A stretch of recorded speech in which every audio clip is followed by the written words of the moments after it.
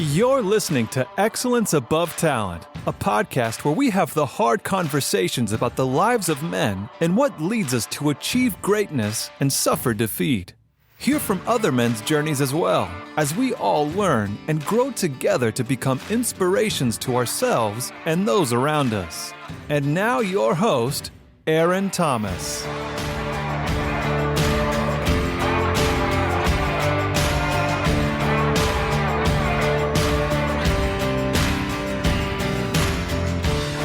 What's up, my beautiful people? Aaron Thomas with Excellence Above Talent. I am here with all these lovely people, and I'll let them introduce themselves.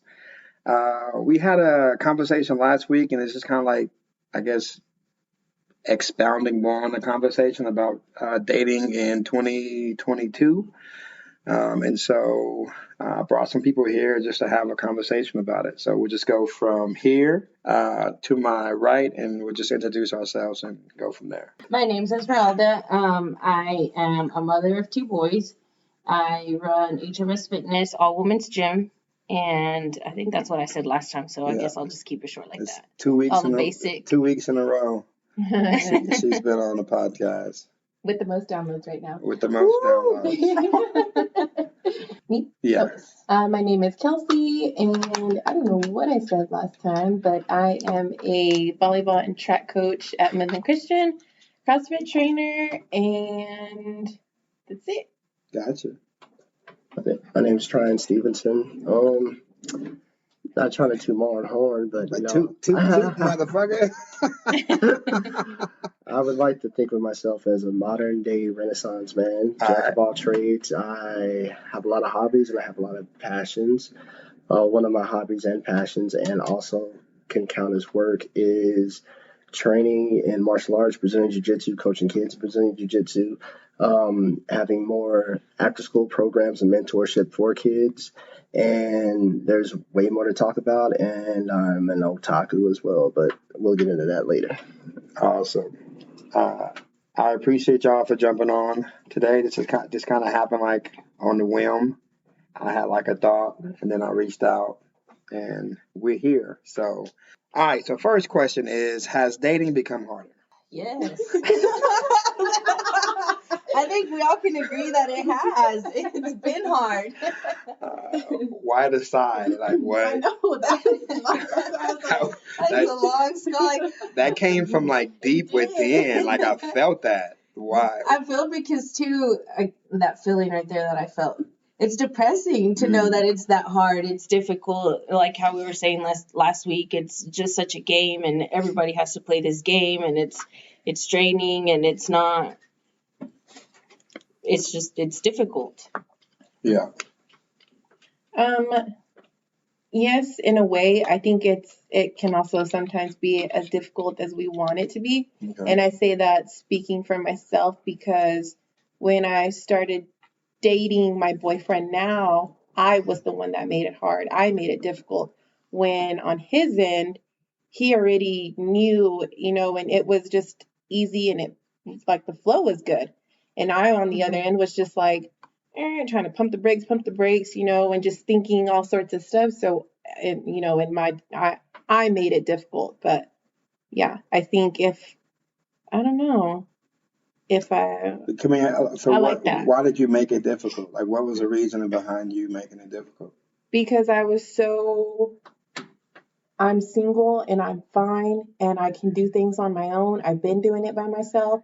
So for him to come in and be like, I want to care for you. I want to do this for you. And I was just like, why? Like, why would you want to? I don't need you to take care of me. I don't need you to do this and that and whatever. And he would just ask me like little things, and it would frustrate me, like for him to want to communicate, which should be normal. Yeah. But I would, like, in my fucked up head, I just kept thinking like, this is too much. Like this, I don't want this. And then it wasn't until he stepped away and I realized, oh my gosh, like that is something that I want, like I put myself in his shoes and in somebody else's shoes. And I was just like, shit, like I made those 2 to 3 weeks, hard on myself, and was like, oh my gosh, I miss him, whatever. when I didn't have to. And at the beginning, I could have just let it go the way he wanted it to go. But do you think it was needed for you to like have those feelings for him, like those 2 or 3 weeks of you like trying to figure it out and realizing like, oh crap, like I Yes. do like this Yes. person, so Mm-hmm. I Yeah. got you. So sometimes it is like necessary to kind of essentially. I know no one likes to play the games, but I think there was like a game being played there, like a cat, And it was. like a cat or Mhm. mouse. Like he wanted you, and you're like, nah, I'm good right now, and so Mhm. he stepped away, and then because he stepped away, it became more of like, oh, okay, well, maybe I do want him. Oh yeah. But I also think like if he would have like stayed and tried to pursue you, you probably wouldn't have like Oh no, I would have wanted kept him. on Yeah. pushing him away. So again, when we talk about dating has become harder, I think that's not you in general, but I think Mhm. that's the reason why guys do it too. On that, Mm-hmm. dating. Mm-hmm. Has dating become harder, or has finding the person to be in a committed relationship harder? Gotcha. Because you can date somebody, like I was saying earlier, and then we stopped. Like I view three things: talking to someone, talking to someone, dating someone, and then going to that third level, which is being committed with someone and being in a committed relationship. The dating, it's kind of like because it's 2020, so there's different ways that you can date somebody. Like everybody uses online things, and this and that, blah blah blah blah blah. So dating's not hard. To me, it's finding that upper echelon level of finding somebody who I want to make my girlfriend, who in turn I want to make my fiance, Yeah. who I want to make my wife, Yeah. who I want to spend the rest of my life with. There's a lot of games being played in that, like now. Yeah. Like I can't approach a woman in 2022 like I could in 2012. Yeah. Things are completely different. I Yeah. think everything is more on like face value now. Yeah. People don't want to get to know each other. So, or like I'm independent, I don't need a man. Yeah, but I mean, that is true. But how can we approach it? And then also there's another factor, region. I think dating in West Texas, I'm not going to say it's toxic, but dating in West Texas is one of the most. It's a different. It's different. Did anywhere else? Huh? I've met women. I've met women outside of the country. You're right. I've met women in Dallas, Austin, San Antonio, and so the thing is, it's like I don't have a problem talking and getting dates when I fly out to Dallas, fly out to Austin, go see family. I can get a number on the flight, or I've gotten numbers just sparking up a regular conversation in the airport. Yeah. I think it's this area that makes it hard. So tell me, like, is it? Go ahead. So you can't get a number like here in Odessa? No, I can get numbers here in Odessa, but to me, it's easier to approach women outside of here, and not because people know me or this and that. There's just a wider selection of women here. But and I also think because there's a lot of women who've been like fucked over by dudes here. Yes. And then they just now don't trust any dude that don't trust at all. Or like, well, you know this person that I dated and they screwed me over and blah blah blah, and you're a friend of a friend, so forget you because you know who they are, and so I know how you are because you hang out with that person that screwed me over.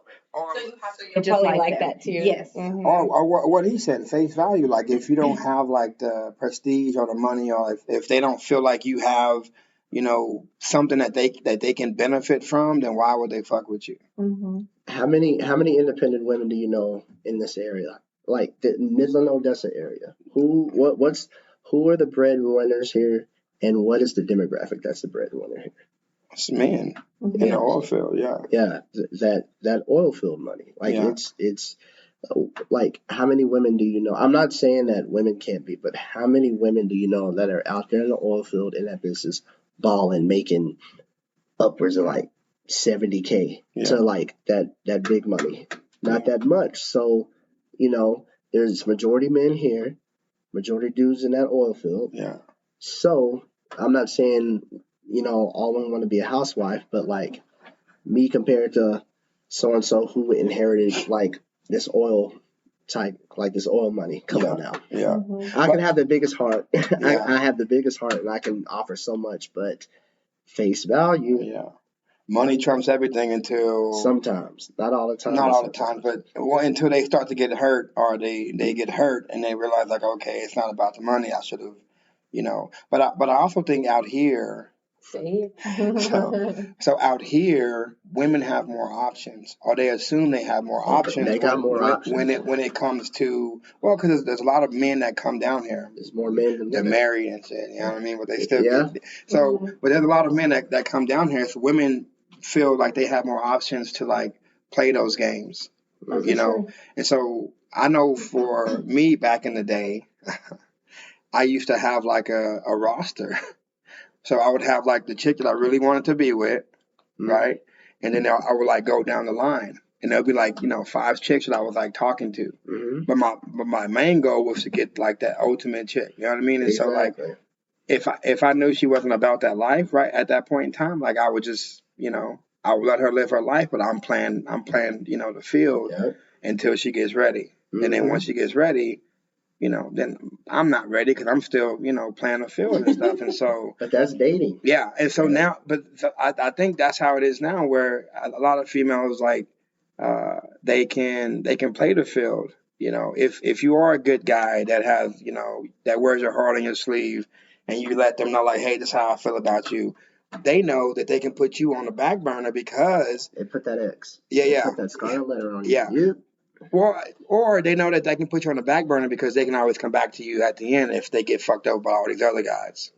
And then they come back to you to like, get that healing and things of that nature, I feel. But like you're on the bench. I heard that on this podcast. And they use that term. They're like whenever he's on like they leave like the back burner, they call it a bench. Okay. Like you're on the bench. And so whenever none of these work, hey, at least you're still on the bench. There's my backup. But like, women do the same thing. Women do the same. No, that's it was a woman saying that. Yeah, I know they do. That's what she was saying. I'm not saying you're wrong or nothing, but like men, I'm not trying to say we're innocent and everything like that, but like there's a show that just sums that up. Women do the same thing. Sex in the City. Yeah. Like, those women do the same thing, but it's glorified. Yeah. You know what I mean? Yeah. But But hey, I got you. But another thing where I was going at is dating is hard here in Odessa, Midland. Just this 25-mile radius. Everybody's been with everybody. Like everybody has, and then so with me, it's not like but like if I have like a friend who like I'm very close with, and back in the day, this and that, and then like told me about it, like I just have this mental image of like him and her, and I'm just like we could be friends, but I'm just like like you know what I mean, like, and it's not, I'm not being insecure, but it's just like this is this and that, but then it's like a bro code, but then the whole clique know that she was doing flips, you know what I mean? So it's like I'm dead shit, like you know what I mean? And there's no shame. Hey, if you're a woman, get it how you want it. I'm not gonna judge you, but like if the fella's like, oh man, we blah blah blah and this and that, and I'm just like. But do you think it's in this area because it's so small and so many people know each other? Because if it were to be that, then none of these podcasts, like the one I listened to this morning, would be talking about it. The same conversation we're having, as how it's hard, as how women have more options, as how women do these things and bench guys and stuff like that. I think it would still be. It's not gonna. I'm not saying it's gonna be like this. And then, poof, my dream woman appears. You're still gonna have to put in work, but you have more options. You have more selection. Yeah, more options. And when I say options, I'm just saying it's like I can date. I can go around and date. I'm not saying I'm just gonna go around slaying, just getting it like that. I'm saying like I can go around. I can get to know you. I can get to know her, and then how I align with the best person. That's how I see fit. And then dating, to me, in the city, like to me, dating here, you'll look like a player. And when I say date, you're not even going to first base. You know what I mean? Just going out, eating, getting to know you. Okay, cool. I have another date set up. Blah, blah, blah. Oh, trying you little playboy. I'm not a playboy. I'm just trying to get to know somebody because I don't want to invest. I don't want to put all my eggs in one basket. And then at the end of the day, the basket have a hole in it. Yeah, the Like, just basket, the basket wasn't for you, Yeah. for somebody else. Yeah, you know, and that's So but- now you're like, Someone man, take God us damn. So for a But- fact. but no, that's happened. The kids are like, take your first You know? basket. Yeah. So why is dating hard for you? Like why haven't you have it going on? It seems like I've seen you. I don't even know you, but I've heard about you in passing. It seems like you have things going for you. You know, so like why is dating hard for you? Man, I'm super tempted to be like, what was your first impression of me? Because we had a conversation last week, and I have definitely been working on that. Well, in terms of first impression, the first impression was I saw you like this is probably like 2 years ago. I think you competed against one of my teammates, and that's how I knew who you were. And then I remember seeing you at Rosa's once, and I remember seeing you at the gas station. And I think I was like, "Hey, you train, right?" Because you were wearing something. And then My you're like, vagabond shirt. it wasn't a vagabond shirt. Because if you no, but I was like, Because you wouldn't have said nothing to her if she was wearing a vagabond shirt? Is that? No, Okay. no. Because if she was wearing a vagabond shirt, I would have known. Like, I was like, oh yeah. But I was just like, where are you training? Because there's several gyms within this area. She's like, oh, this and that. I was like, oh, okay, that's that girl that Jazz competed against. Or like, I would just see you randomly in passing, like, oh, okay, that's the chick that trains. But like, that's all I know you as is like that. And then what you just said about how you own your own women's fitness gym, like, okay, I'm getting to know you. So I don't know you at face value. So like, dig deep. Like, you know what I mean? Like, what about you? Why is it hard for you? Hold on. One of my hobbies is jiu-jitsu. Just putting it out there. I don't think I said that last week. AKA she likes to fuck people up for fun. Yeah, right. So I haven't gone since maybe October, so it's been a couple of months. I'm probably a little bit rusty, but yeah. Honestly, I think too, because I have kids.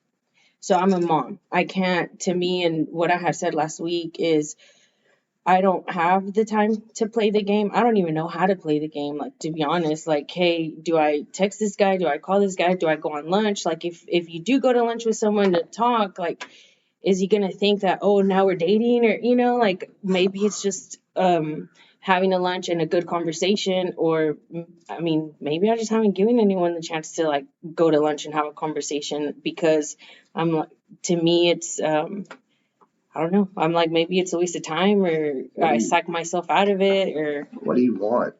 Like, what do you want? I don't trust anyone. That could be it. I have trust issues. I don't trust anyone because to me it's like, let's say, even if a random guy sends me a message on Facebook, I delete them because I'm like, what do you want? I don't even know you. Like, what is it that you want from me? And to me, I'm like, men just want one thing, and so I always have that maybe two.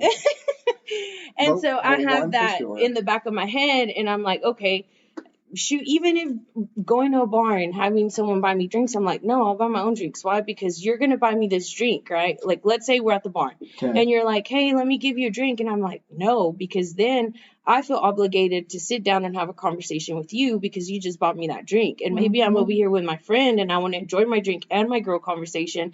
And you're just going to be butting in because you bought me a drink. That's why you buy drinks for the whole table, and then you can have a conversation. No, but do you get where I'm coming from? At all, because what I've learned is, they call them simps. See, yeah, the whole and so like that's something that I've learned over time. Like if I'm gonna, like, I would never buy a girl a drink again, because like if I feel like I need to buy you a drink, then I want to sit down and have a conversation with you. Let's go to lunch and let's talk, and let me spend my money that way, versus like giving you 3 or 4 drinks. You know what I mean? And then at the end of the night, you still go home by yourself. And essentially, you go home and get your cheeks clapped by somebody else. You feel me? And I'm sitting here like, that is true. I got her looking up for my home. I got her looking up for homie. You know what I mean? And I'm going home with I mean, yeah, that does happen for sure. I mean, that does happen. Now, I'm not a simp, but I'm just an extrovert, so I like to talk to people. I got you. So say like we never like when you walked in the door, you're like, hey, and I was like, oh, but like, what if I like saw you and I was like, hey, you're that girl that trains, and then I saw like what you were drinking, I was like, shots, you'd be like, ugh, you know, like, but here's what's up. There's a difference between somebody like there's a difference between somebody trying to like just talk, like have a conversation that'll be awkward or just too drawn out, and then there's a difference between like somebody like running game, maybe trying to, But lay how do lay you it know down. when it's being honest and how do you know when it's being ran as a game? That's up for you. It's hard to. That's how you have to make that call based off of the actions.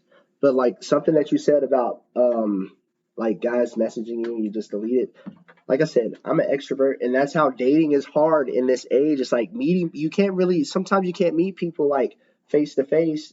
So like, oh, she seems cool, or oh, these are some. We have some things in common. I'm not saying you, but just like a woman who like I might find attractive or cool. Not even like wanting anything. Just like, hey, let's have a conversation. Hey, what's up? How you doing? I'm trying. Sometimes I get left on red. Sometimes I get a response. If I get left on red, I'm not going to be like, hey, hey, hey. And then it's just complete. Sometimes people just want to talk, but that's me. I'm a talker. Like I'm talking right now. I don't know. I feel, yeah, if I'm talking to you, then like there's a reason. Either like I fuck with your energy and I like it and I want to like I feel like we can vibe and then like I want to like see where that goes, or I just want what you got. You know what I mean? But like to me it's now to the point to where I'm not looking for like I want to vibe with people. Like if I vibe with you, then we're good. And if I don't vibe with you, I'm not gonna fuck with you. Like that's just kind of what it is. And so like if I do walk up to you and I start talking to someone, it's because like she puts off a certain energy, right? And so I'm drawn to that energy. And I feel like we all have certain energies that we draw each other to. And so, it might not be me shooting my shot, but it's like, what, like I'm here because like there's something that, drew me to you. So like, hey, let's like have a conversation.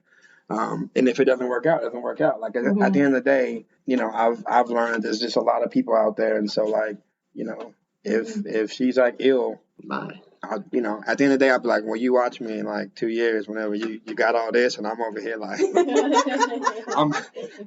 the best I'm feeling. all petty and shit about it too, man. 100%. And I'll look you up too, like, you know what I mean? Like she shot me down for, Pookie. for Pookie, and now Pookie's in jail, and now she, Pookie, I like that.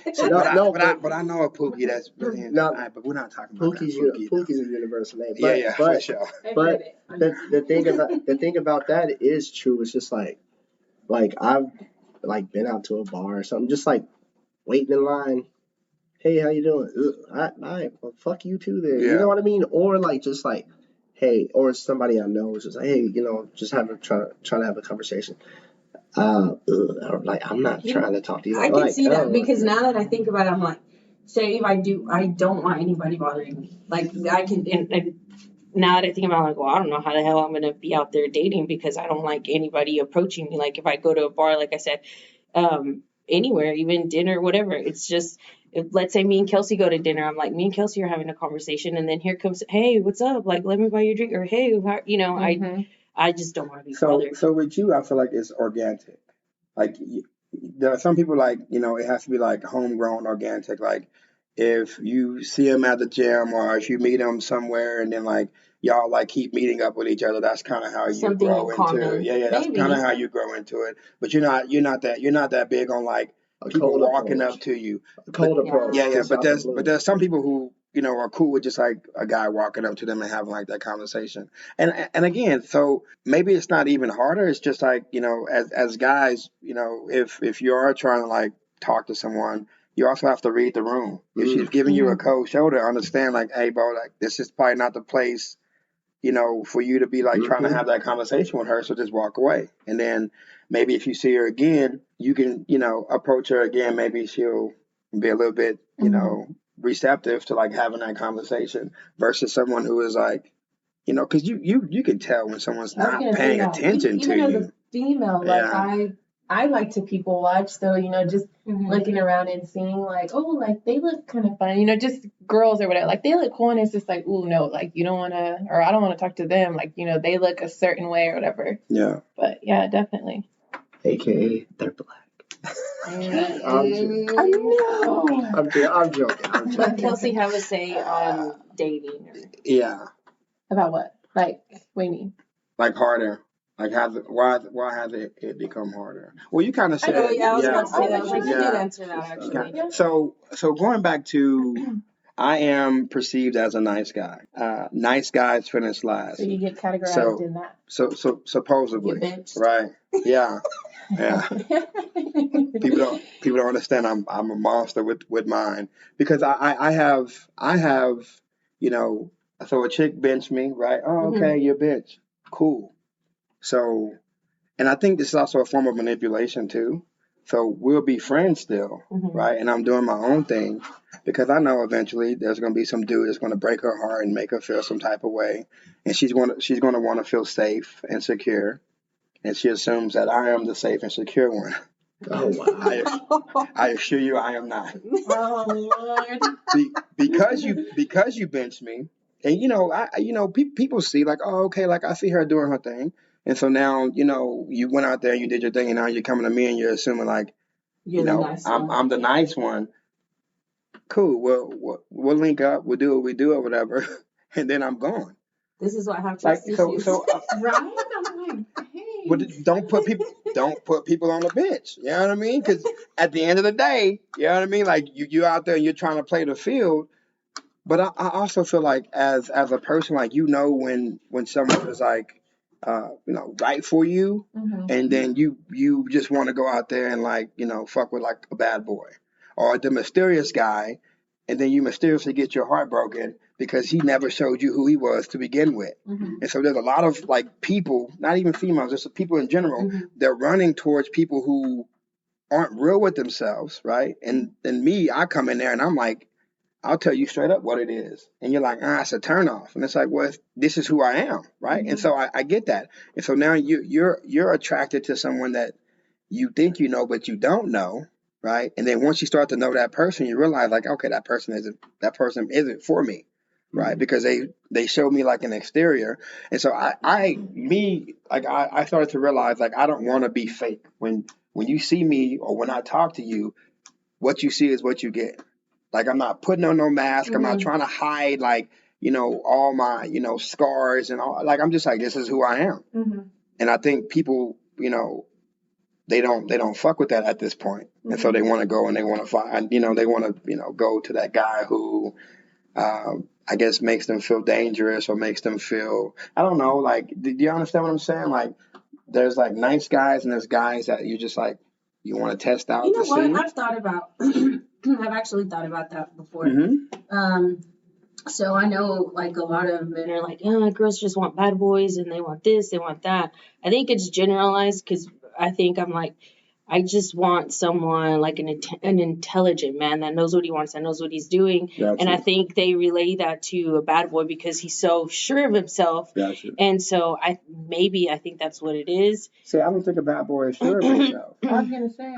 I think they're lying about them. Like it's a false advertisement. You assume that they're sure about themselves, but if life ever hits them in the face, they crumble. And then now you're in love with this person who isn't what. But initially you thought he had his shit together because, and then that's how he got you, and now you're stuck. and now you're stuck. And so that's how that happens. That's how I think. I got you. That's how that works. Notch on the belt. Sadly that's how it is. But I think also in terms it's am I allowed to spill my beans on this? Yeah, for sure. So in terms of the whole nice guy thing, so I was raised in a single parent home with my mother. My mom and dad were like high school sweethearts, blah blah blah blah. She went off to college, blah blah blah. Came back, they just wham, I was brought into this world. Yeah. So anyways, I saw how like my dad treated my mom, and my mom just wanted to be with him more like, hey, you have a son, this and that. And he just blew it off, Yeah.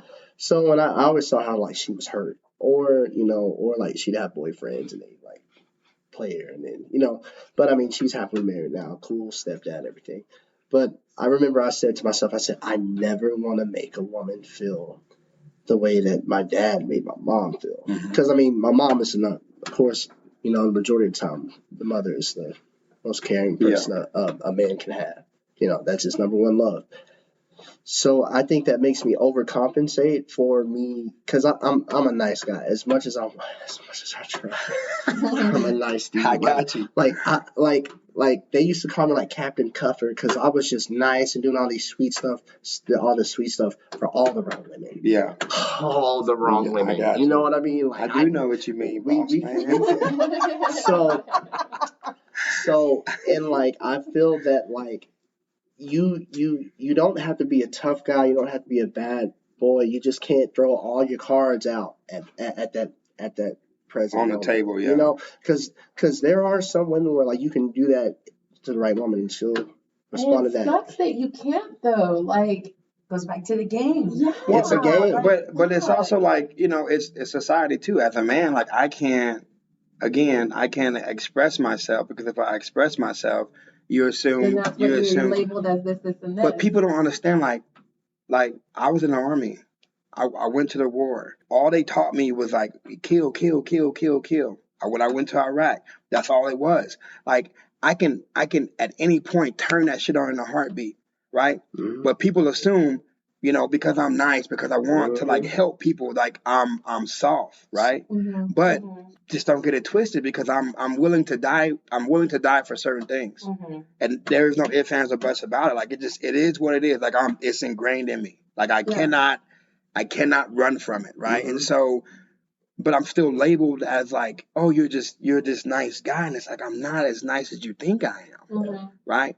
But I'm also not putting on a front to like be someone like macho, because like at the end of the day, like what does that prove? Yeah. And I think a lot of women think that shit is sexy. I want that macho man, that guy who's just like so buff and strong.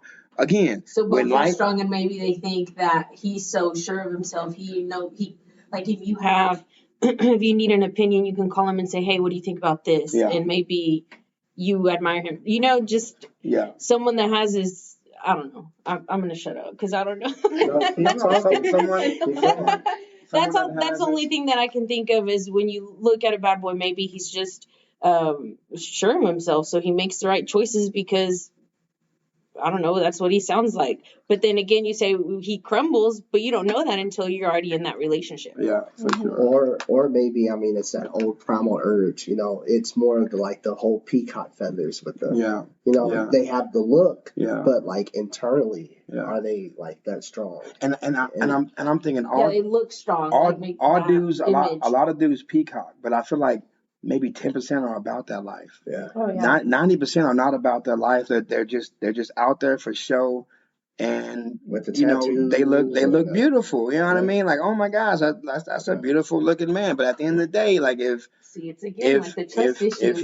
he's tested, then But I also like you sometimes have to take a step back too, because I think I told you like going through a divorce or divorce, I don't know. I signed the paperwork. I don't know if I'm divorced or not, but like going through a divorce, I initially wanted to jump back into the game, but I realized the game had changed. I realized like whenever I was out there, like the guys had the option, and then now that I'm single, it's like, oh, females have like the option of like choosing and picking and things, and I'm down for it because I understand it's a game. So I'll play it to a certain extent, but like at the end of the day, like I want to change my whole perspective on it. Like if I want like the opposite of what I had, because apparently what I had didn't work, and so I'm not looking for like that same that same build or that same energy. Like I'm looking for a different energy, because I know the energy that I was attracted to, none of those relationships worked out. And at some point you have to like look at yourself and be like, if I continue going down this path where I continue picking these people, after a while, it's not these people, it's me. And then now I'm figuring out like Like you're a perfect example, Kelsey Kels. Mm-hmm. The dude you're with is someone who is totally different from the guys you've usually been with, correct? Mm-hmm. And it's working. Yeah. Because you're not you change like you change it all up and you realize like, okay, maybe what I thought I like isn't what I really like. I didn't even ask myself that. Got That's you. what I was thinking while you were talking. Yeah, like looking and looking. I didn't go looking for him. I wasn't even looking for anyone. Got you. And I think I had even mentioned that in the post that I had made about him. And that took a lot for me to just write that post about him and how he is and how, I mean, like I said, I wasn't looking for nothing. Didn't think I wanted anything. Not at all. I was with my best friend at the bar, just having casual drinks, like just us two. And then all of a sudden he rolls in, and I'm glad it wasn't Esmeralda because she would be like, get dang, the fuck away. destroyed it for you, Get the fuck away Kelsey. from us. And then walked away. But the funny thing is that I'm the exact. I've always been that way too. So even though her and I were together, I mean, with whoever I would go out with, you know, girlfriends and stuff, you know, of course you have those guys like, oh, you know, like I'm so and so, let me buy y'all a drink, and I would always be considered the mean one. They'd be like, oh, she's mean, or you know, why are you like that? It's just one drink. And I'm like, I just don't want, like, I don't need you to buy me a drink. I don't need you to same thing. I don't need you to got my own drink. Yeah. I don't need you to sit here and try and be all cool and be like, oh, what do you do for a living and blah blah. Like, you really think that when you leave here that you're gonna remember my name and what I do and stuff like that? Like, hell no. And 9 out of 10, they're not even from here. So I'm like, I'm not going to do that. So they would just like try and sit there. And of course, you know, like the other friends, like they'd go on. And I'm just like, really? Like, we're not here for that. Like, I don't, even as far as being at the bar, like the manager, the shift leader and whatever, you know, standing behind the bar and then guys being there like, oh, do you work out? Literally would tell them no. And they're like, you don't work out? And I'm like, nope. Because I'm not going to sit there and waste 5 minutes on saying, yes, I'm a CrossFit trainer. Oh, well, how much are your sessions? How much do you charge? Really? Because I guarantee you, no, like I don't, not. You don't want that work, bro. No, you don't. And 2, you're not going to pay for it. 3, like, I mean, it's wasted breath. Like, and I know that may sound like, gosh, she's a bitch or whatever, but I mean, I don't. And I'd be considered, man, why are you so mean? And I'm like, I'm not mean, but I'm not gonna waste my time doing stuff like that. Yeah. But I also think it's one of those things where, you know, in the Bible it says he that finds himself a good thing. So it's not the women looking for the man, it's the man looking for a woman. And I feel like a lot of guys just get like dejected once someone says no. Again, this is consent 2022. Like, no means no. We get that, right? But like, you know, I think the pursuit has been lost. And so if someone tells me no, I'll just go somewhere else because someone wants it. You know what I mean? Like at the end of the day, like there are people out there that just want it. And so, you know, someone tells you no, then you just kind of move on to like the next one. So I think it's like you know, one of those things where you know, guys just kind of give up if they want something, if they think that person is worth, you know, searching or fighting for or, you know, going after, then they should do, you know, what it takes to go after that person. But I think it's easier for guys just to go and, you know, find something else. Just like if, you know, for women too, it's just like it's easier to go find something else than to kind of like make something that you feel like there's a connection work because, you know, you can always, you know, come back to that person, I guess. Cool question. So whenever you're out like at a bar, especially like a bar with like a dance floor, you know, like social area. So like, but that's a social gathering. Like that's where people talk. So like, if you go there and you're like, oh, why are you talking? Because you're a woman and I'm attracted to women. That's why I can have a because conversation. those Chiltons are not going to taste the same if I make them at home. Yeah, exactly. So like, yeah, like, you know, I can drink at home, but like, it's like me. I go out, I want to hang out with friends. There's a song playing. Yo, let's go dance. You know, I'm not gonna be all up on you like humping you and stuff, but like, come on, like I just want to have fun. Like I want to have fun. We're in a social place, so like if you're like, ugh, you should be like, well, I am at a bar. I look attractive. Attraction is an eye of the beholder, so I'm, you know. And girls who look attractive normally look attractive. No, but I'm just saying, it's like there are some women who I will not say what I'm gonna, because I'm not shallow like that. But there are some I remember once. Go ahead and say what you say. I want to know, and then I'll cut it out if I need to. I remember one time, like we were I can't remember where like me and my friends were at, and I was just like, yeah. So we're all dancing, and then like so there was a group of girls, and I danced with like two of them. It was like the Cupid Shuffle or something. Yeah. And so I went to the restroom, and then there was like the one friend who wasn't like she was the ugly one of the group. The dove. Yeah, the dove. I'll say that she was the mother. She was the mother hen. And I was like, hey, you know, you wanna like let's go dance? And she's like, ugh. And I was like, ugh, who you with? Like in my head, I was all like, you ain't doing that to me, sweetheart. But I was just like, you know what? I said I'm gonna get her back. So like, you know, I just went and danced with the other one, and she was like, oh yeah. And I was like, ah. And then I just started dancing with a friend. But like, it's like we're in a social environment. Also, you're right like at me. You're right at the dance floor. Yeah. And then like. Women, like you can't just, hey, you know, sometimes you gotta like, no, hey, let's go, you know. So like you say that, and they're like, ugh. Well, don't be at the dance floor, you know. But also understand this, you know, as I've grown, it's also a game. So essentially, she said, ugh. So there's this book called A Way to a Superior Man, right?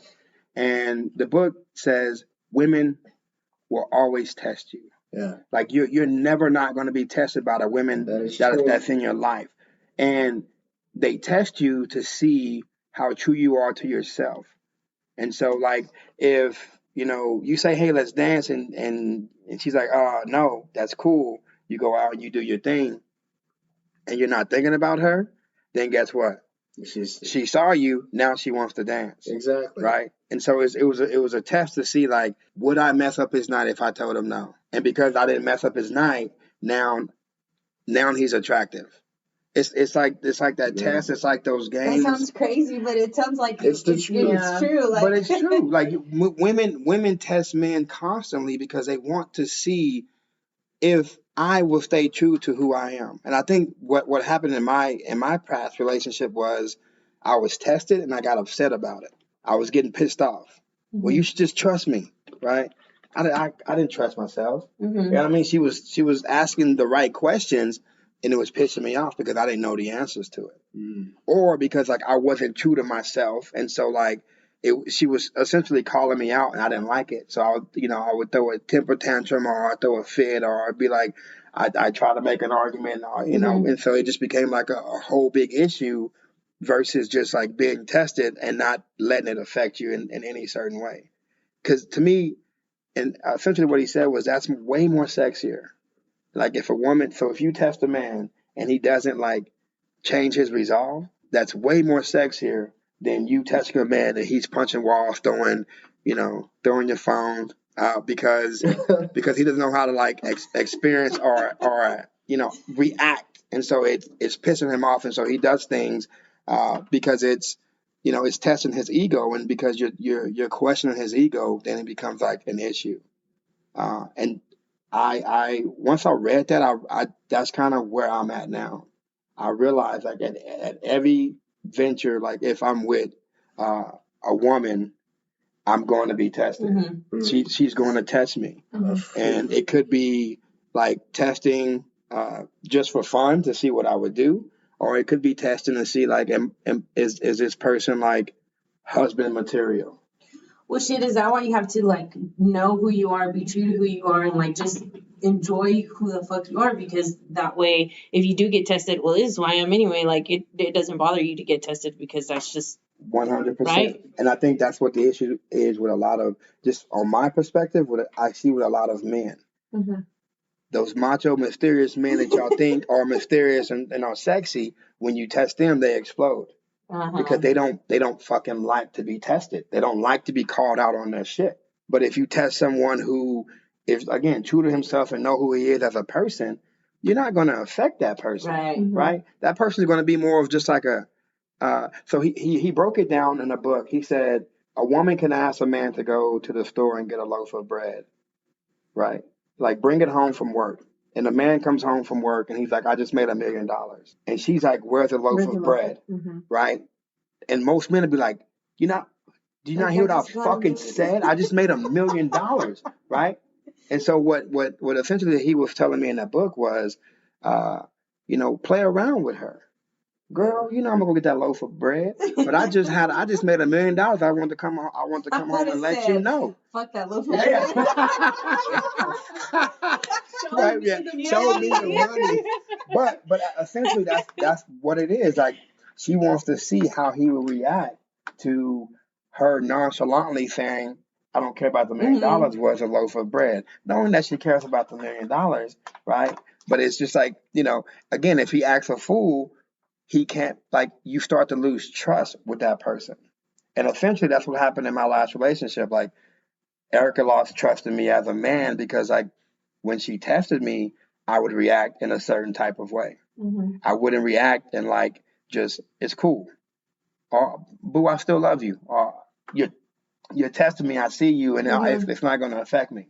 And so now, again, hindsight's 22. Now I know about it. And so now it's like, I want to help other people. It's natural. It's going to happen. It's always going to happen. Women are always going to test man. They want to see, what he is about. And it's constant because, men can always change. Women can always change. And so it's a constant. And you don't even know you're doing it. It's innate. It's in you. Yeah, it's in you. You just want to test that person to see how much you can trust him. And be like the level of trust that person has is how much you can submit to that person and respect that person and love that person. So a lot of guys are here running around saying respect me, submit to me. And you've tested him to the point to where I can't fucking submit to this dude.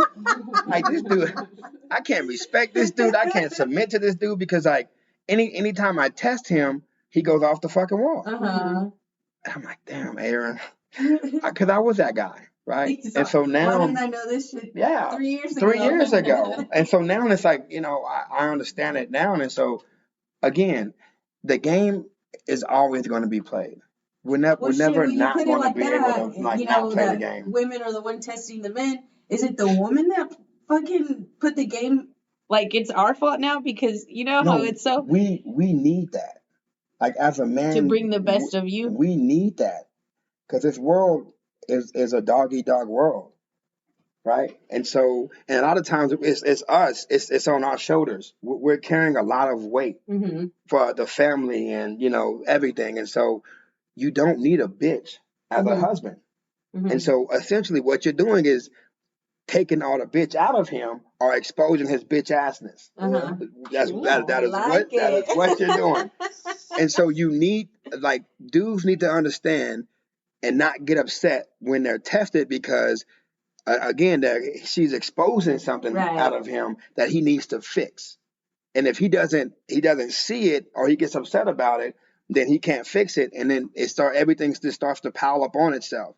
And then me and my little brother talk all the time, and we tell each other, bro, in my marriage I was a little bitch. I didn't know how to communicate. I didn't know how to talk. I didn't know how to relieve pressure and stress in a positive way. And so I all the negative things that I did, created this. Essentially this little boy. And what people saw was me. I'm out and about and I'm doing a lot of stuff and I'm trying to motivate and inspire and I'm still doing those things. But I'm hurt inside or I'm trying to figure out I want to be a man, but I don't know how to be a fucking man. And she keeps exposing me and it doesn't go good because I'm a little bitch. Essentially, that's just what it is. And so now I realize okay, I had a lot of bitch assness in me because I couldn't accept the correction or I couldn't accept the testing that she was giving me. And so now I see it and now it's just okay. Like, oh, we're playing this game. You're testing me. I got you. Let's play the game. Versus, peacocking and getting upset and mad and trying to, essentially what guys do is they try to intimidate. That's one of the big things that guys do and that's a level of abuse that we just don't think about. If someone is trying to intimidate you, that's emotional abuse. Because essentially what they're saying, if they're throwing shit or if they're, breaking shit or if they're screaming or if they're puffing up or if they're giving you like that look, they're telling you if you keep going down this path, I'm going to fuck you up. Right. Essentially, that's what they're saying. Like, if you keep going down this path, I'm going to fuck you up. And so you stop doing it because there's like a fear of like, okay, I don't want to push him to that like level because if I push him to that level, I could potentially be hurt.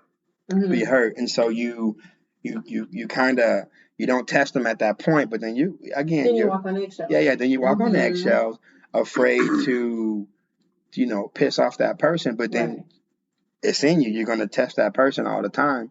And then, it cracks the eggshell and then, there you go again with like something so small as like, so I know she had an issue with the clothes on the floor. Like I would take off my socks and like leave the socks there and the hampers there.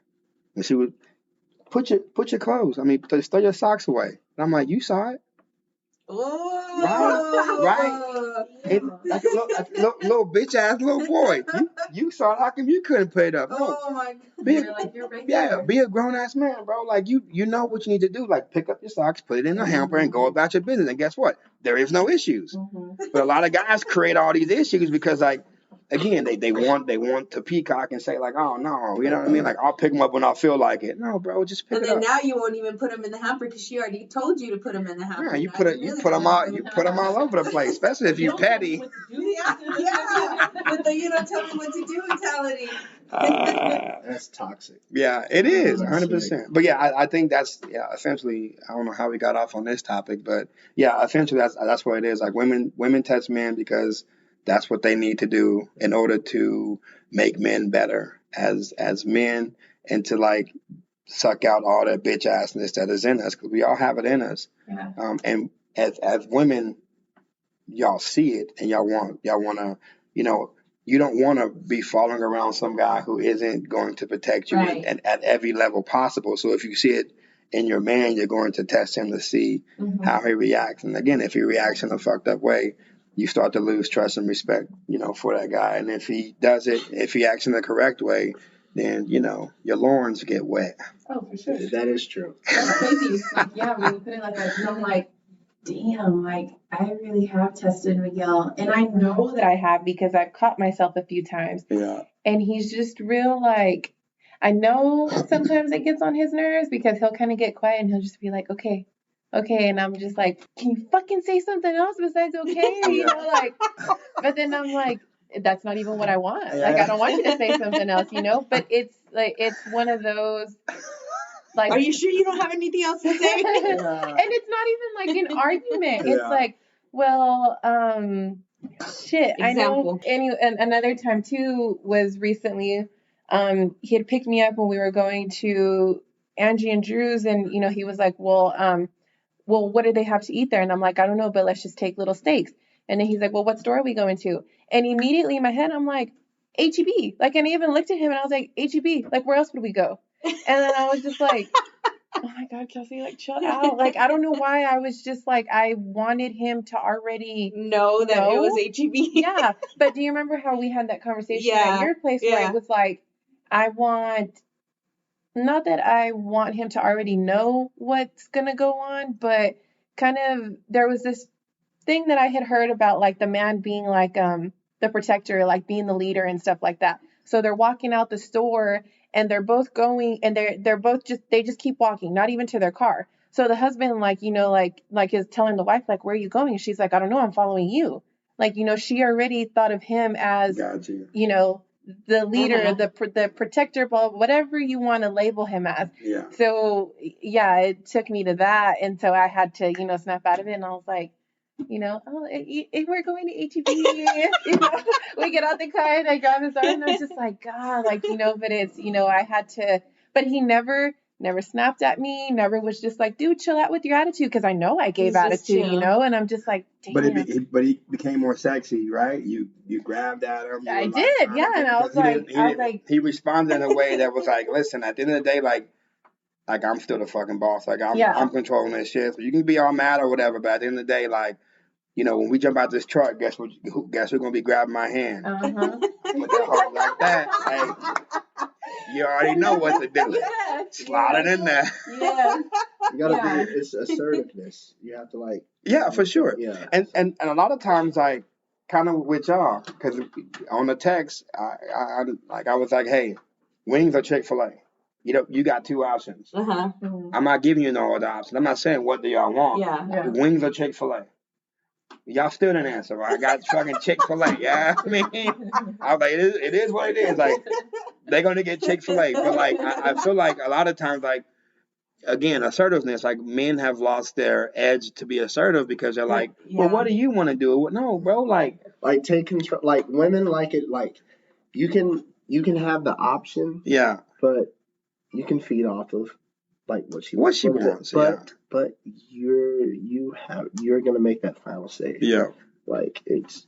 And that's what I've told him. Like, and it's always about, where do you want to eat? And I'm just like, I don't care. Like, you pick. And he will not pick for the life of him. And then so I'll say 3 different options, and then he picks something totally opposite. And I'm like, why do you even ask me then?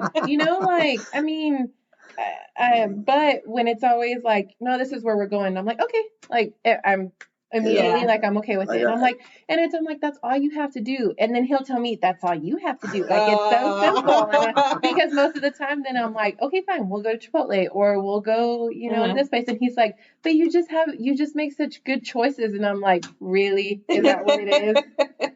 And so I'm like, okay. That is funny. Yeah. Damn, this is a good ass conversation. I just didn't know where it was gonna go, but assertiveness is that like how you pick like you said, these are your options. Is that attributed to the bad boy image too? Do you think so? Like, there's a difference between being assertive, like that character. Well, I guess we can do this. No, we're gonna do this. Like, I feel like the nice guy's like, well, what do you want? Quit asking me what I want. Just pick something and we'll go. Like, or be nice and like all about you, or you can be a nice guy and assertive at the same time. 100%. Like, it's just like, you can't just be like, it's like, don't be wishy-washy, or like, don't, like, the woman wants the man to take control, and like, I think she might not necessarily view it as weakness, but she's not gonna want, she wants somebody to take control, command. You know what? I want to rewind. What is a nice guy? What would y'all say? Like, how would y'all view a nice guy as like an from asshole? a woman's standard? Jesus. So if you're not an asshole, you're a nice guy. That explains oh it. my God. Black and white. Black and white. That's it. So be an asshole and you're a bad guy, but don't be an asshole when you're a nice guy. Really? No, is that for real? Repeat that again. What is your definition of a nice guy? What is your definition of a nice guy? What's a nice guy to you? You can't just be like, asshole. Yeah. No, not an asshole is what I said. Yeah, exactly. Not an asshole. Fuck, I don't know. Someone you can walk over. Someone I can vibe with, and not any. No, I don't want somebody I can walk over. That's for sure. Yeah. So that's not a nice guy. So no, I don't want someone I can walk over. You could be a nice guy. I just don't let me walk over you. No. Yeah, put your foot down. Yeah, put your foot down. So, see, we agree. Yeah. And I think a lot of the times that maybe women confuse that, like, oh, well, I want this bad boy, because maybe they confuse the nice guy as being wishy-washy and not being assertive. Or sometimes they get the whole, well, you let your man tell you, and not mine, but just like, hearing other people and stuff, well, you let your man tell you what to do and blah, blah, blah, and this and that. And, it's just like, well, not that he's telling her what to do. I mean, because he kind of is, but in a sense also, like, it's not, I guess it's just the way it's like perceived from other people, from what, you had just said a minute ago. Does that make sense? Yeah. But so we had, a talk last week, and Kim doesn't like nice. Like, even if a guy is nice, she's going to push him away because there's like, he can't be that Because nice. he's not real. Do you He's think not real, yeah. is that I something think y'all it's a also trust do issue. too? Like, if It's someone 100% trust if issue. someone's like nice to you and just like genuinely want to like Yes. see you and know you for who you are, it's like, oh, okay, he wants something, or oh, he's I have like, to know that he's being really nice. Not that he But how do wants you something. know? I don't necessarily think like, oh, you want how do you know something he's or really- want one. I mean, I guess it's just on the person if that's how they want to take it. I got you. But you got to open up in order to know that person's not putting on it. Because there are people who are going to put on the front. But you have to, like, open up. And, like, person can keep shipping. Okay, so Well, shit, maybe so I'm not if ready someone, to open up. I don't know. Well, no, You no. know, like, But no, maybe I'm at that not stage. like trying to, like, date you or anything. But just, No, like, yeah. getting to know, like, hey, what's up, this and that. You can be a nice guy and, like, be friends with somebody. I know I shot my shot. What? So I know I like so I shot my shot with somebody, Uh-huh. but it was more of an ego thing Uh-oh. because somebody was like, Just see if you could. no, because somebody was like, oh, you get put in the friend zone a lot, and I was like, no, the fuck I don't. Like, I don't get put in the friend zone a lot. You're all bad. And so yeah, so I was like, bet. So I shot my shot, friend zone like a motherfucker. I'm like, ain't that a bitch? Ain't that a but it was one of those things where like I wasn't, again, I'm not ready for no damn relationship. I think a lot of people they know they're not ready for one, but they want to be in one so bad because they don't want to Yeah. be alone. Yeah. And so in order It's a to like comfort thing. to not be alone, then you find someone who is like somewhat like you, Mm-hmm. right? And so you find someone who, you have holes that you have inside, and you find that person that kind of fill those holes in that Mhm. moment, and you try to make them that person. And then you damage. And then you Mhm. damage them, and you damage yourself, you damage them because you just wasn't ready. And so at the end of the day, like, it wasn't like I was ready for anything. It was more of an ego thing of like, nah, I'm Aaron Thomas, Bet. man. I ain't no friend zone type of guy. 100% friend zone. I was like, oh, okay. And so I had to like, reassess. Like, bro, I didn't even want to like, I didn't even want to pursue it like that. I just, someone told me, you girls put you in friend zone, and I was like, no, they don't. You know what I mean? But 100%, like, again, it was like an ego thing, and so. I took a step back and I just realized, like, man, I'm not ready for any of that. I told you last week, like I'm not ready for a relationship. The only thing I can give you right now is sex, and that's it. Like, if that's something you're looking for, I'm up front. you know what I mean? Like, that's just what it is. Like, I can give you that, but if you're looking for anything else, I cannot give it to you at this point. But you're keeping it 100.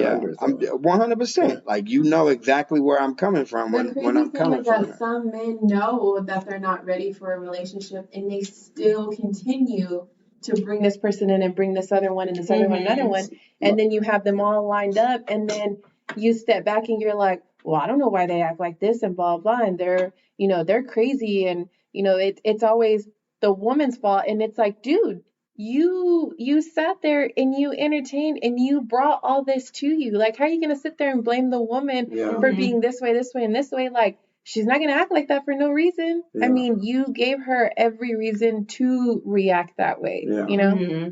And again, it's just It's a mind fuck. Like, because you can get a woman just being yourself, but some people can't be themselves to get a woman, so they have to. Or they're afraid to be themselves. They have the front. They have the front, which leads to trust issues. Got you. Well, I think too, though, as far as like my trust issues go, my marriage. Yeah. My marriage was, I guess you can say, very toxic. Yeah. And I put up with a lot of stuff through that marriage, and I think that's where my trust issues come from. Got you. Because of that. So do you feel like you haven't forgiven yourself for putting yourself in a situation or in that situation where it was a toxic relationship and you didn't get out of it, or you knew you should have? Or like, have you forgiven yourself? It's a mixture, actually, because to me, I think I put up with it so much because I'm like, hey, that's Hector and Harvey's dad. Yeah. That's their dad. I'm going to stick it out as much as I can, as long as I can, because I always had it I already have 2 kids. Who's going to want a woman with 2 kids? Or what am I? At that point, I wasn't even working. So I'm like, how am I going to make a living, if I leave this marriage or, whatever it was. And for whatever reason, I mean, I love the man. Like, I don't know how else to put it. It's Love like, is blind. love is blind, like literally. And now that I think about it, like now, years later, I'm like, I know what I don't want. I wouldn't want this. I wouldn't want to be put in that situation. I have a list of what I don't want. I don't have a list of what I want. So I don't know. So if there's a woman out there that might be in like a situation you were in, like what would be like an Get out. advice? Yeah. Well, I mean, it's hard. It's easy to say get out. No, right? it is hard. But like, what would you tell? Because I mean, you do have an all women's gym, and so that's something that you have I don't know if it's a gift or there's something that inspires you to get an all women's gym. Was because of that. So what would you tell someone that is kind of going through that hardship or that abusive relationship? I think I've had talks to other people about this, just because you don't know from outside of the box, you're like, she's so stupid. Why does she put up with it? She's doing this. But you don't know. Like, you don't know until you're like that deep in that hole and you're like, shit, this happened. But maybe it'll get better like next week, tomorrow, the next day. Maybe he'll change. You have that hope he'll change. Shit, maybe he'll change when he's 40. I'll stick around another 20 years. 43, But when he matures, Average age is 43. But to now, from this perspective, as a mom, if that is such a toxic environment, and this is what I tell them, especially if you have kids, do you want your kids growing up in that environment, seeing those things, seeing that kind of relationship? Because you're traumatizing your kids by raising them in a toxic environment, showing them that that's right, or whatever is going on in the home. Do you want your kids around that? It's really, that's what it'll come down to. Like, are you going to leave that marriage for the better for your kids, or are you going to sit there and really mess with their heads, mess everything up? That's how I see it. I think they just focus on the good too. It's like, well, I'm gonna tell you all this bad stuff that he did, and I'm gonna leave out some of the good things. But when I leave you, I'm still gonna be like, oh, well, he did this for me and he did that. Like he may have texted you that morning and was like, have a good day, where the mind fucking stuff comes in, because you're like, oh, he does still care. Even though we just got into this awful argument last night, he still thought to text me this morning. But yes. Yeah, there you go. Just like that. Yes. Because they know, and this is man and woman, they know they're straying off, and slowly, it starts to, they pull away until, and just like same thing, like I've had conversations with, certain women and stuff like that. And it's like, I tell them, I can tell you everything that I can from, what I hear, my own personal experience, my past relationship, all of it. But you're not going to leave it until literally you're going to wake up one morning, you're going to be like, what the hell am I doing here? So I can tell you till I'm blue in the face. You can call me every single night. You can call me every morning, whatever, and cry. And I'm going to listen to you. Yeah. I'm not going to tell you you're stupid or anything like that, because at one point I was that stupid person. Yeah. And I would call my best friend and I'd be like, dude, like, I know I'm an idiot, blah, blah. And she would just, just listen to me. And sometimes that's all women need. Yeah. So and I tell them, just speak it out loud. I don't think you're stupid. I just think there's a power imbalance, right? I'm a big believer in, like, you can give your power away, you can take it back at any given time. That's another thing that I think, like, when it comes down to love, right?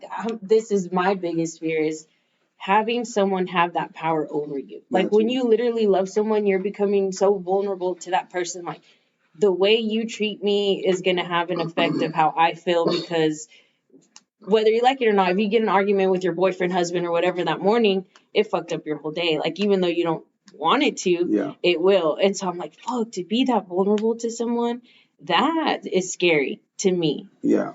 But to me, to be that vulnerable with somebody, that's like something that I aspire to have. Yeah. You can't have no connection if you don't have that. Like, I think of like previous relationships, and I think of like my ex-girlfriend, and I was just like, man, I think about so much of the good, but then there was some toxic parts in it too. Yeah. But I always shake out of it because I'm like, you're you're not with her for a reason. Yeah. And that was back in 2017. But there's things to aspire to want to have, but you can't regress or just stay stagnant in one way. To me, each relationship should mold you to be a better person. If it didn't work for a reason. So you need to look into yourself and fix that. Stop blaming the other person and make sure that like you're not fucking up the next one. Not the other person, but the person that damaged you. Yeah. You know, or is that what you meant? Well, I feel like you damaged you because you stayed in that relationship longer than what you should have. Well, that's 100% true because, so perfect example, little story. Miguel got called out to work the other night, and he's gotten called out like maybe once or twice, and it's been so long, so it's like 10 o'clock at night. You know, he's like, I just got called out to work, blah blah blah. And my first instinct that I wanted to type was, if you wanted to go drink with the boys, you could have said, like. I did. That's literally what came to mind. And not even about being with another girl. Yeah. Just, if you want to go with the boys, like, just tell me, you know? And I was like, and I sat there and I was like, what the fuck is wrong with me? Nothing. Like, nothing's wrong with you. You're a human being. Like, that's just your first process. And I was just like, I literally just put, okay. And then he like, you know, like he was, you know, like kind of like, you know, explaining. Obviously because he didn't want to go. And then so I was like, you know, is it the same place? And he's like, yes. And then, you know, like 20 minutes later, he had put on his Snap, not even sending it to me, you know, because I mean, I do, but I trust him or whatever. But, you know, he put on his Snap that he was at work. And I was just, I do trust him, but it's my own. It's in your head. Yeah, it's just, it's the trauma, Yeah. you know? So I mean, if you're still going through your trauma, you can't trust them fully until you go through like. But she fought with herself to not send that text message like, "Hey, you're going with the boys." She just put "okay." Yeah. And then she tossed and turned about it. But there's still some trust issues if that's the first thing that pops into your head. But would it not? Sure, wouldn't it be within yourself though? Like not with the person because. I mean, but that's exactly. I mean, what is trust issues? It's within yourself. Like you don't. Right. You don't Okay. trust I thought you yourself. meaning like. No, not between y'all. But Oh like, yeah, no. Trust issues. Oh hell yeah. Yourself, Every single day, and that's what I had even put in that post about him was every day. Like I tell myself like leave your baggage because I know, and I would even tell him. When we were first dating, like I come with a lot. I know that I am a lot as an individual, you know, just because of this, and this, and this, and this, and, you know, and he still wanted to keep pursuing. And, you know, there was one time where I did, you know, I guess like act out a little bit, or not a little bit, but I did, you know, and immediately I was like, when I realized like what I was doing and how I was talking, I was like, no. Like I told myself I was not going to be this person. I even told him I was like, I don't even know why I'm acting like this. Like I have no idea. I have no reason to be acting like this. But it was because of my own fucking self. Yeah. It's a battle within herself, within you. Yeah. I got you. It just blows my mind how like the fuck boys have fucked it up for it. And I'm not saying I'm lily white, 100% innocent, and just doing things in life, but it's just like. The trauma, I'm not judging you or anything, but the trauma that you said that you had in the previous, like to me that's just fuckboy shit. Like if you're gonna traumatize a woman to where like she's just like, well, what are you doing? Like, damn, you have to. This dude fucked it up for me. Yeah, you know. Yeah. Well, I mean, they're coming into it guarded, and they're not even giving you a chance to really. You're not able to really build. I know we talked about build versus earn. You're not able to build on anything because like her wall's already up and there's no vulnerability, and she's like, oh, he's gonna fuck me over anyway. And so I think one of the issues that has made dating harder is people are just so quick to like jump into something. Like there is no 3 months of like getting to know you, 6 months of getting to know you.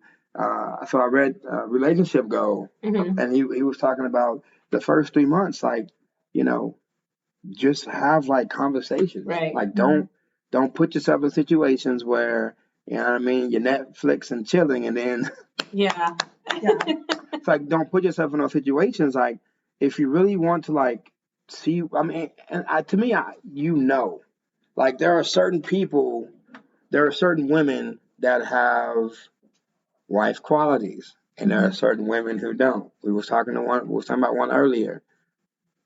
She might have them later, but she don't have them now. Yeah. You know what I mean?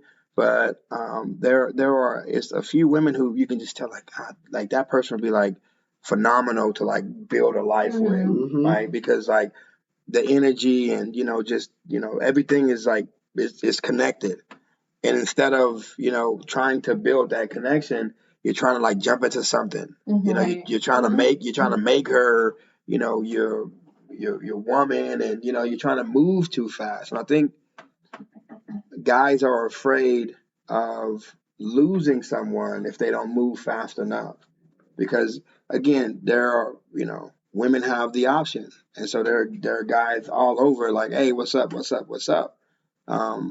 but that goes with, if I am a man doing what I need to do, walking in my purpose, I'm not sweating like that shit. I'm not sweating some other dude coming and taking someone that if it's meant to be, it's meant to be.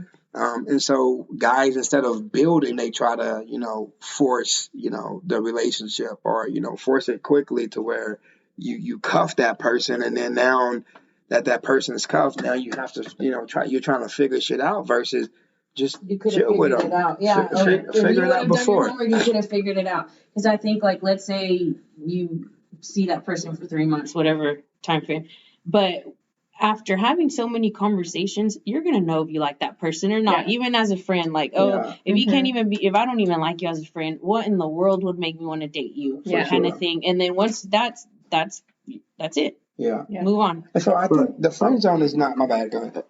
But during that time when you try to get to know somebody, it's like, listen, this is a two-way street. Yeah. A lot of communication isn't just going for me. Yeah. It needs to go both ways. Yeah. So if I'm trying to get to know you, and like I'm trying to get to know you, like, don't waste my time. Yeah. Don't, if you're not feeling see you as a friend, put it out there. All right, cool. Or maybe you're trying to move maybe a little faster. All right, cool. Don't waste my time. Yeah. What do you mean by not wasting your time? Like, we need to communicate. So if I'm trying to get to know you and like feelings are growing, but you're not, those feelings that I have aren't the same as yours. You're getting your cheeks clapped by somebody else, and then I'm just saying. That's what it is. That's real talk. I'm sugarcoating it. Yeah. I'm just saying. That's what it is. Don't waste my time. Don't waste my time. Don't have me out in these streets looking stupid. Yeah. Like, that's what I'm saying. 100. But as guys, I mean, even as women too, like, when conversations just keep, hell, Miguel and I would literally, while we were in our dating phase, I had never stepped foot inside his house for I think a month and a half or so. Yeah. And I would literally go to the house, we would sit in my car and we would talk for 3 hours, just talking, no phones, music was on low, but just talking, that was it. And those were the most, even now, sometimes the TV will be up and he's on one end of the bed and I'm on one end and we just go flow with conversation. I'm like, fuck, I've never had this before. This is pretty cool. And sometimes I'll tell him okay, I'm done rambling. And he's like, no, the conversation will keep going. I'm like, oh, I guess I'm not rambling, And so, yeah, but 100% at the beginning too, I knew going over each night, I'd be like, damn, I'm about to be in for good conversation. I knew I was going to be there for at least 2 to 3 hours, it was genuine. It was actually exciting to go see him and have that conversation. Yeah, I feel you on that, bro. And because it's a nice guy mentality. So you assume oh, I'm being nice and she's giving me. Well, this happened to me. I became a savage because I've been fucked over a lot. Because I'm kind of like you. Raised by single parent mom. I had 3 sisters, and so the oldest, I was a protector. I had to be something different. So my issue with that is I became this because because of this and this, right? So that's me using my marriage and be well, I was cheated on, so that means I can cheat now, and I wouldn't cheat in a relationship. I could go back and be well, I was cheated on, so why can't I cheat on him back? So it's kind of thing. Like a blame thing type deal, or like a crutch thing, maybe. Well, I just think I guess the way I was raised in the beginning, I just saw how it wasn't going to be a fit for this world. Like you couldn't come out there and do the things that I was doing and expect to find someone nice, right? But then you play the game and you start to lose yourself. And so like I can honestly say like I know who the fuck I am now, but I had to go through so much to get here. I'm 35 years old. I had to go through a divorce. We were together for 8 years, married for 6. And I don't think I was ever my real self because I was molded to be something that I wasn't because I thought that's how you had to get women. And then even when I'm like single now, I feel like sometimes you have to have like a few women like, on your roster or a few women that you're talking to because that's just how I was raised. Like you have to be with a woman. Like you just have to be with a woman. Like that's what they're there for. You know what I mean? Like it's a normal thing. And so now I'm realizing like I don't have to be with anybody. I don't want to be with like I legit don't want to be with anybody. Like I enjoy like my space. You know what I mean? Like I'm enjoying like figuring things out and learning more about like me versus trying to cultivate and create something that I'm just not ready to cultivate and create. I mean, who knows? In a year or so, that could totally change for you. For sure. That's what it did with me. I mean, for 3 years, I was like, I'm fine with being by myself, doing my own thing, blah, blah, blah. The eating, I learned how to go to dinner by myself, go to movies by myself, go travel, all that stuff. And then, like I said, then when Miguel came along and it was like, I don't need you to do this for me. And then we didn't speak and I was like, oh my gosh, that is what I want. Like, I want to be with you every day. I want to, talk to you on the phone, all of that. And it was like, damn. But and then how nice is it though to have that experience? Like you can go back and be like, I did learn how to do that. I did do this and this and that during that alone time. Yeah. And now it's like, okay, I do want this now, and now it's good. Yeah. And then again, like, don't force it. Like, for sure. To me, it seems organic. So that when things don't work out, it's like, you know what? I'm not forcing it. Yeah. Because there's times where I'm just doing my own thing, and then a lady will come. Like, I might not feel it because obviously I'm not feeling it because I'm not in a relationship. But then again, I also like sit back and think. I think about my schedule, my training schedule, work. I work from 8 to 5. As soon as 5 o'clock comes, I have to go to Rough House, open up the gym, get kids class started. Kids class 5:30 to 6:30. All right, cool. Kids class is over. Grappling 6:30 to 7:30. All right, cool. Boxing, striking 7:30 to 8:30. Clean the gym, shut it down. I don't leave the gym 9:45. Yeah. I can't text during that time. Yeah. I don't text that much during work. So I do a lot of reflecting as well. It's like the reason why things haven't worked out also is like I can't text. Yeah. I'm like, and then like when I'm like talking to a woman or trying to get to know her, blah blah blah blah blah, and then I'm like, listen, I don't even text, call, or talk to my mom for like 3-4 days. Yeah. So kind of what makes you think I'm gonna get you? That bell? Ding ding ding. I'm sure you same boat with owning your own gym. Yeah. But that's back then that's how I was too. And I remember preaching that to him, and I'd be like, like I'm busy. Sometimes I'm at the gym at 5 a.m. and then I train.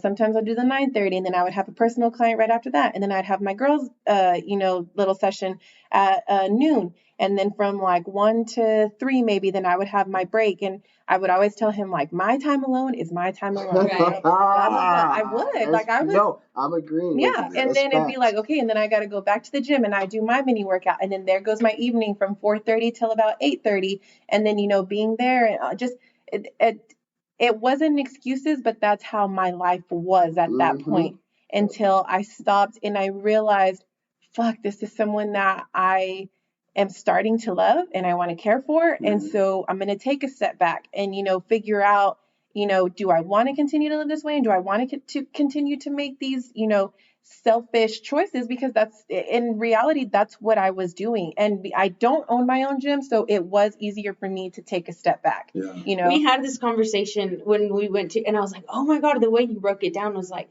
that is so like, it makes sense. Yeah. Like what made you just snap and be like, okay. And what really did it was I used to tell my ex, like, you make time for what you want, blah, blah, blah, this and that. Like, I was so, making time for the person that you want to be with. Obviously, I wasn't the one. Yeah. And then so when that was told to me, that I was selfish with my time and blah, blah, blah, and it wasn't all about that. At first I was just like, in a sense, I really was like, well, fuck you. Like, this is my work. Like, this is my living, blah, blah, blah. This is how I, all of it. And then I thought, oh my goodness, like, you're absolutely right. Am I really going to look back on all my days and be like, man, not that I don't enjoy the gym, but all my time was spent being at the gym, doing for other people and not for myself. That's and so I did. And it hurt. It hurt me to my core. And I really thought like something was mentally wrong with me. And I thought, shit, should I go see a counselor? And I even did like an online session, like, look, not that I didn't want to be there, but I was like, why do I not want to be there anymore? Why do I feel this way and blah, blah, blah. And it was just because you're moving on. Yeah. And I had somebody else that, yes, he took my mind off of it, but I thought, I have a life. I have a life outside of this. And I even told her, I said, I think that's what, a lot of, I guess you would consider them outsiders or even just, your clients. They don't realize that. And yes, they come to you and, they tell you like their deepest, darkest secrets, what they're going through, divorces, all of it, family problems, all of it. And they expect you to be there and be 100% every single time and be available. And they fail to realize you have a life. You are also a human being. Because me stepping away from the gym, caused, not a ruckus, but, just. It was a small riff. Yeah. It was different. It was just like, oh, Kelsey's changed. And it's like, you bet your ass she's changed. Kelsey was being her motherfucking self. Exactly. That's why she's changed. Yeah. She hasn't changed. She's just, she's choosing. So essentially, what I've learned, in this process is, I will be number one always. You have to be number one, and if you're not number one, then you're not giving yourself the tools necessary to live your best life. You have to be number one. Your number one priority has to be you. And then if you have kids, then there's kids. But I just think like, if mama and daddy isn't right, how the fuck are the kids going to be right? Right. You know what I mean? People be like, oh, my kid's my number one priority. How? Or why? Or like, where do you get substance? Or where do you get the things that you need in order to like live your best life and to pour into your kids if they're number one for you? Or if the gym was number one for you, right? So the gym was like your baby. But at some point, it was that priority flipped and you realize like, man, this is like my life. Like I'm happier because I'm being me and doing the things that I want to do. And then everything else just kind of works itself out after you put yourself as like your number one priority. And it's a beautiful thing. And again, like I'm going through that process right now. And I can honestly say like, like I'm just chilling. Like I'm not looking for anything. But if it pops off, I'm not going to say no to it. Right? Like, if there's, some nice lady that, I'm not going to say nice like that. Sounds but if it's someone that I'm vibing with, right? And, we have a conversation and we know where everything stands. And she's like, okay, I'm cool with it. But then we'll just chill. And that's just kind of where it's at now. I'm not like, I don't need to force anything. Because like for what, just let, again, like he said, if it'll happen, it's going to happen. But forcing it just makes it seem like you're desperate. You know what I mean? Like you're desperate for something that you don't really need in your life at this point, right? But you're trying to force it because you assume that that's what you need or that's what you're feeling. And so, not forcing it and just letting it just kind of fall into place. That's where it's at. Well, two things. But one thing, how you say you need to put yourself first. Like with kids, I always think this always pops in my head, like how you need to like put yourself first in order to like be there for the kid, like in the airplane. Put your mask on first, then the baby. But anyways, I'll go back into that. Yeah. But I'm just saying you're putting yourself first so you can be there for your kid. In terms of like being desperate and everything, and how we were talking about like work schedule. So I have goals that I want to do. Yeah. Now, in terms of like martial arts, I want to have like 2 fights. Along with, I want to be a jiu-jitsu like world champion, like highest, like the best one. Yeah. You know, I'm a state champion, a regional champion, but I want the whole shebang. You want the whole shebang. Okay. Hey, So I don't like those air quotes. Just go ahead and Yeah, say it with your chest and be no, like, that's yeah. what's gonna fucking happen, Hey, man. hey, State champ right here. So no, I'm trying to be world champ. World champ, my bad. Yeah. So I have things that I have a list of things that I want to do. Yeah. I was gonna go to the Tokyo Open and compete in the IBJJF. You know, Asian Championship. Couldn't do that because of COVID the past 2 years. Anyways, but I want to do that and I want to fight. Yeah. So I want to have these fights, but I'm looking at myself and I'm like, all right, look at your timetable. Do you want to add a relationship in there when you have to? You can't be selfish, so you have to please that significant other. Yeah. And I was like, I need to make sure that I come out number one. Yeah. But at the same time, I'm always like, it would just be so nice if I had a girl that could just rub my I shoulders. wonder if you Yeah, could just but yeah. compromise that, because not until when we had that conversation, I literally called, it was like out of the blue, and I'm like, hey, do you want to do dinner? I was like, I just want to sit down and do dinner like with an adult, you know, and just have fucking conversations over maybe if it's the gym or training, I don't know, just like actually eat and have a drink and just have a conversation. Yeah. So whenever, you know, how she was saying her day was so busy, and then she was like, wait, took a step back, and now she's enjoying life with Miguel or whatever, you know. But I think that maybe whenever you do take that step back, is it in your dating or if it's for someone, it has to be that right person to take that step back out of your schedule. Because I can sit here and say my schedule's real busy too, and I think the same thing. I'm like, if I'm gonna give you the time out of my busy ass schedule, it better be worth it. Yeah, for sure. So. But then again, I'm making that sacrifice because I don't want to be in a relationship and in a few years down the road be like, I could have did this, I could have did that, but I gave it up for so and so. Yeah. Okay. You know, yes. Okay. Can No. I finish? Yeah. Okay. No. So no, that's what I'm saying. Is like I have these things where like I'm not gonna be able to go out. Yeah. I'm gonna have to eat strict as hell. Yeah. I'm gonna have to train 2 a days along with working full time. Yeah. So will a woman fit into that equation? Yeah. The Maybe right the right one one will. will. The right- There you go. The right one will. Yes, she will, but she has to understand that. The right But one. The right. yes. but the thing is, it's like I can go out looking for that, but if it can happen organically, that would be perfect. Let it. And So yeah, that's what I'm yes. saying. It's like I'm trying to force stuff, and then I'm like, you know, I don't want to like. So don't be the guy that goes to the table asking them if they want to drink. There you No, go. I could still, but I could still do that. I'm just kidding. Yeah, but I can still kick it. But like I'm saying, it's just like, you know, and then who's to say like I meet like this girl and then like I'm not really feeling her. I'm just there for all the extracurricular activities. But then I meet someone else and I'm like, oh my God, this is the one, you know. And then I'm over I think here. maybe you'll just know, and the right one, it'll just flow. Like, It'll flow. But I'm just saying, it's like that's why like I'm like, oh, I want a girl, but then I'm like, my schedule, and then like I'm just gonna let it happen. Yeah. You know, I'm a nice guy. I can't get a girl. You don't want to be lonely, but at the end of the day, like, you know, that was one of my biggest things. Because we're weak for the flesh sometimes. Yeah, we are 100% weak for the flesh. Yeah. Sometimes you just want to, You know. dive in it. Oh man.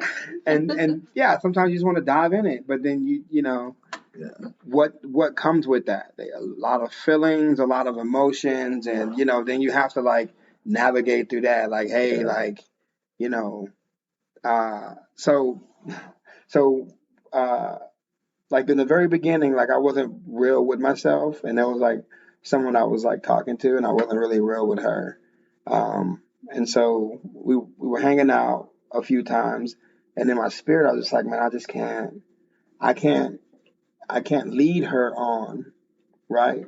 She's expecting something out of this, and I know that I can't give her anything but this. And so, I had to like, old Aaron, I didn't really care. It is what it is. Like, you know, like if I hurt your feelings, I hurt your feelings. Right. So, I mean, again, I say I'm a nice guy. I don't think I'm that. I'm not as nice as I think I am.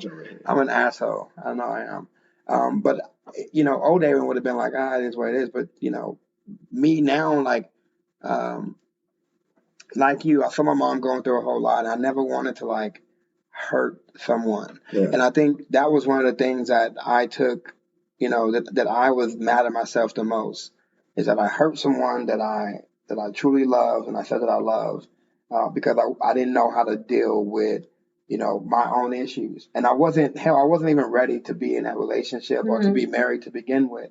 And so I was lying to myself the whole time, trying to make something work that I didn't know how to make work. And so I essentially hurt someone that, shouldn't have been hurt. And so now, my mindset is like, I don't want to hurt anyone else. Like, I do have a big heart, and I do wear it on my sleeve. And I know, like, it's not okay to hurt human beings. And like, that's just not who I am. And so we had to sit down, and we had like this conversation of like, hey, listen, I apologize. Like, you're catching feelings, I'm not. Oof. Right? And I don't want, to continue down this path, because I know it's going to be, it could get messy. And so, we had to have like that, like, real talk. And, she was upset, like, well, you should have probably said this in the beginning, or like, hell, I didn't know. But I'm telling you now before it gets any For further. sure. I didn't know. Like, I thought, like, man, I was trying to do what I normally do. Like, I always just, it wasn't difficult. Like, if I didn't want to be alone at night, I'd, just go out there and find something, and I wouldn't be alone. And so, but now it's like, bro, this is not something that I'm like looking for or want, because I know there's feelings behind it now. Right. But back in the day, I didn't care about the feelings that were behind it. I was just like, if she's going to give it to me, I'm going to take it. Then if I want to continue down that path, I will. And if I don't, well, I'm not going to. I'll just ghost it real quick and go be about my day. And so, so now it's like, now I know that there's feelings behind all of that. And so now that, I'm trying to protect everyone else's feelings as well as mine, because like, I don't want to put anyone else through like that, like, because it sucks. Like, being heartbroken, fucking sucks. Like, it's a form of grief that I never knew I would ever experience. I just didn't think it would happen to me. But it sucks. Like, seeing that person, like, knowing that they are there, but they're not there. You know what I mean? Like, that's not your person anymore, and you have to like, cut off those ties, and you have to like just deal with all of that shit. And then you look back at yourself and you realize, like, man, because again, I'm a big, like, I'm extreme ownership. Everything is my fucking fault. I blame nothing on no one, because why the fuck would I? So if there's something that's happening in my life, so if me and you have a conversation, and something pops off, right, and you call me a name or whatever, I go back and I'll be like, man, how did I get there?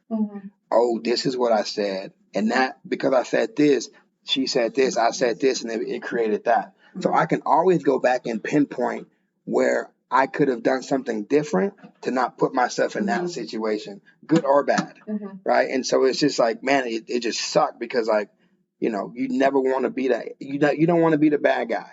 Right. You know what I mean? Like, I'm the good guy. I always feel I was the good guy. But I just realized, in doing the work, I was never the good guy. I was an asshole. I was an asshole because it was about me. It was about me and only me. And if I could get what I wanted, there was a selfishness that I had that I just didn't think I had, because I was caring, and I was giving, and I was helping other people, and I was, larger than life, you know what I mean? Just like all over the place.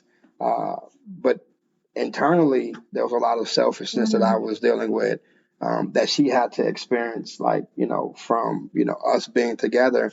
And I just realized now that that's not the person I want to be. And so if I don't want to be that person, I can't be going out there just like, just out there just sowing my seeds and everything. Like, it's not going to be, again, it's not going to be productive. I'm trying to live by, if sex is, I'm not trying to have sex without a purpose. There's a lot of repercussions that can Yeah, come with so sex. and it's hard because like, if I'm having relations with somebody I want there to be a purpose. Like what purpose what I mean there's got to be something that we're linking up and we're together with.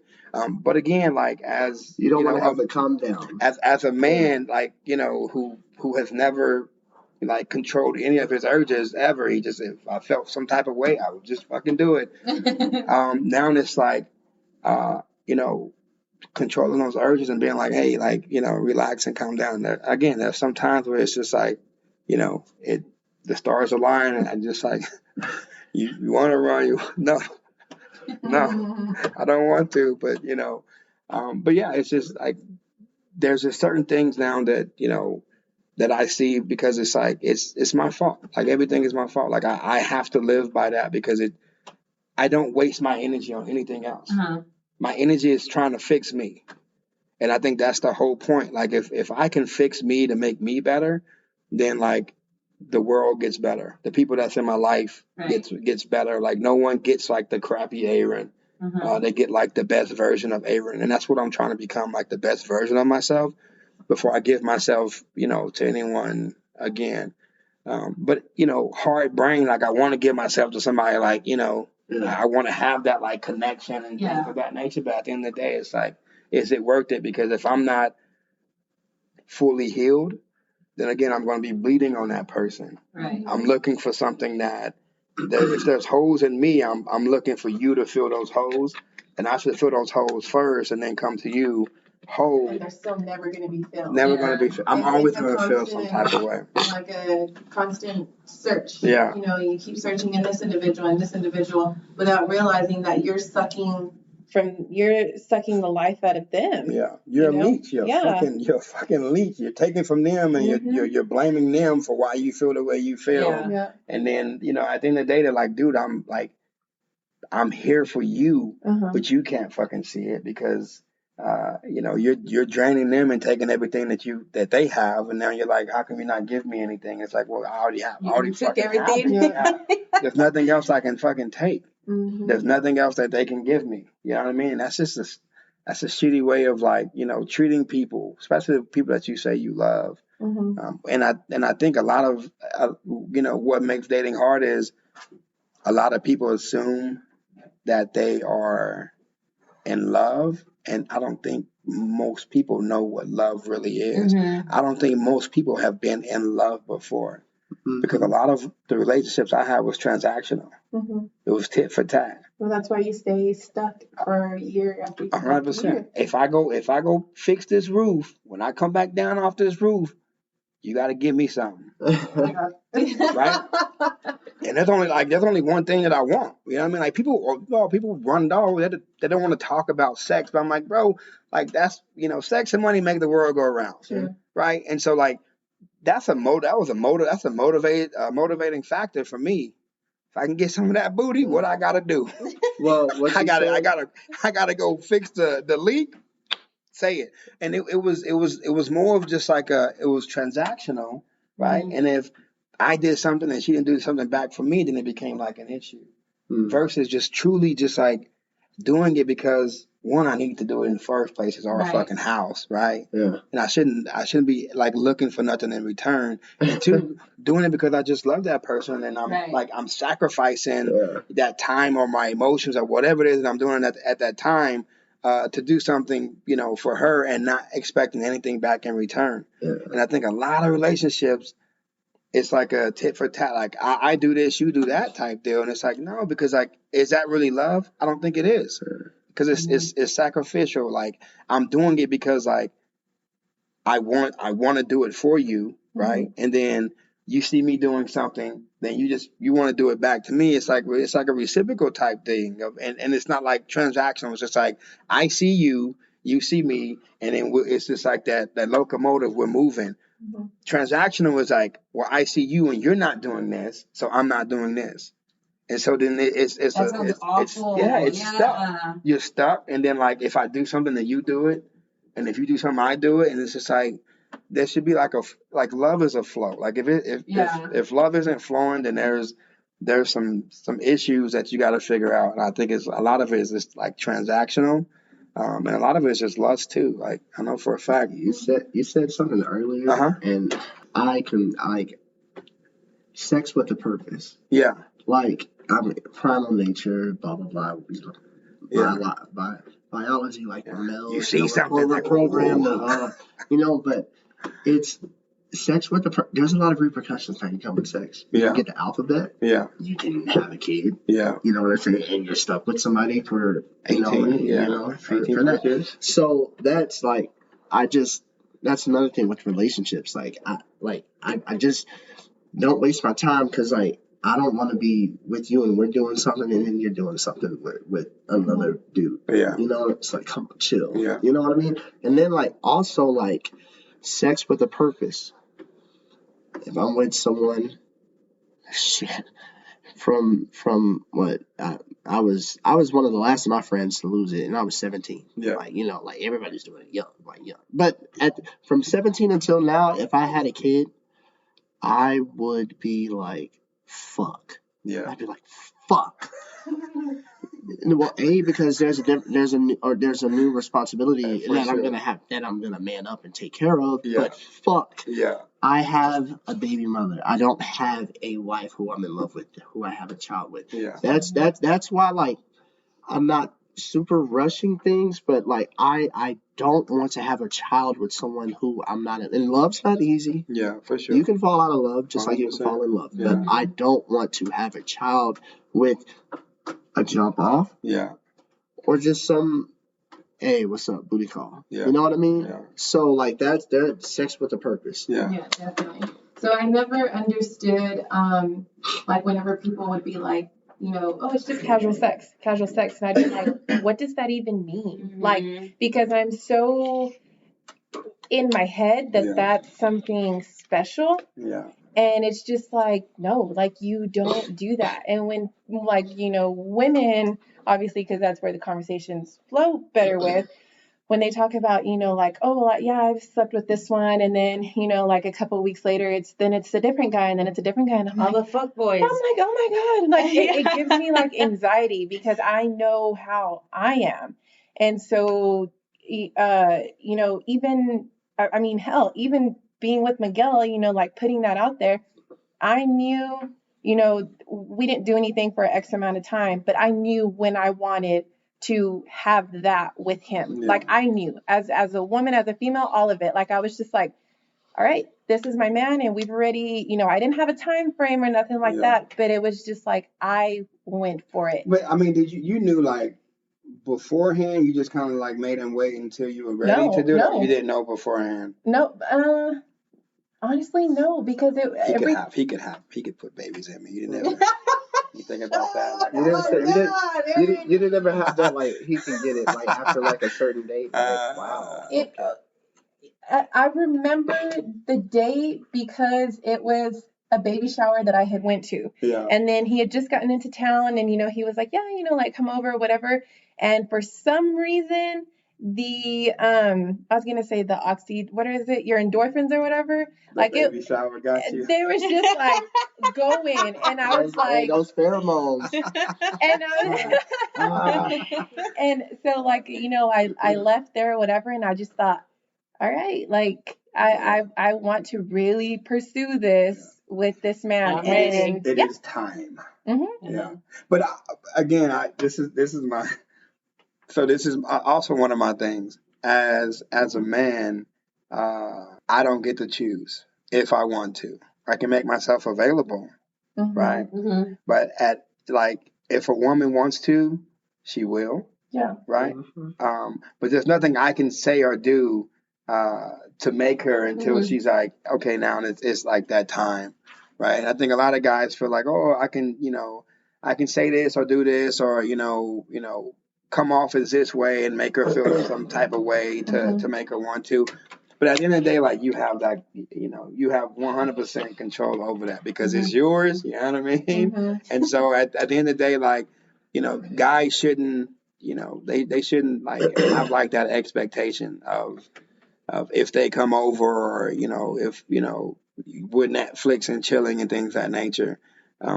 if you're present and available, and she's ready to give it to you, she will. And if she's not, she won't. Yeah. I mean, yeah, of course. But then there's sometimes where like, this text is a little late. For sure. Yeah. Like if you go pick somebody up at 12:30 and you on Netflix and chill, we can do that. You know what I mean? Like 100%. But don't say rub my back. Yeah. Because you know damn well. Hey, listen. While I'm getting up, I'm saying out loud, you know damn well this ain't gonna be a platonic back rub.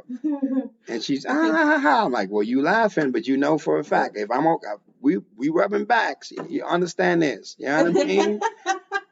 I understand if the show gonna be on, but we gonna be doing something totally different. It's past 11, right?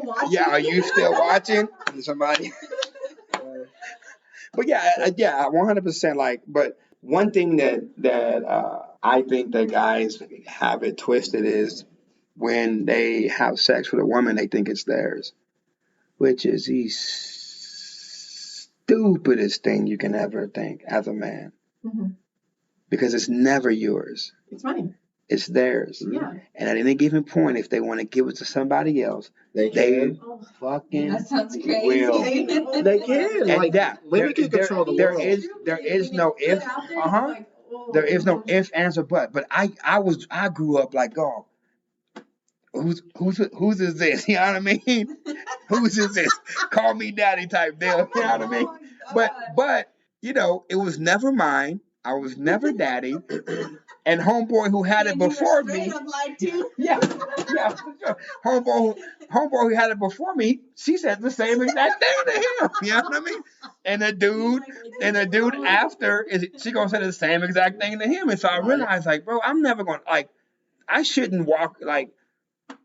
You should never, as a man, walk around and think like I got it sewed up, right? Mm-hmm. Like I feel like as a man, you walk in your purpose and you do what you do. Mm-hmm.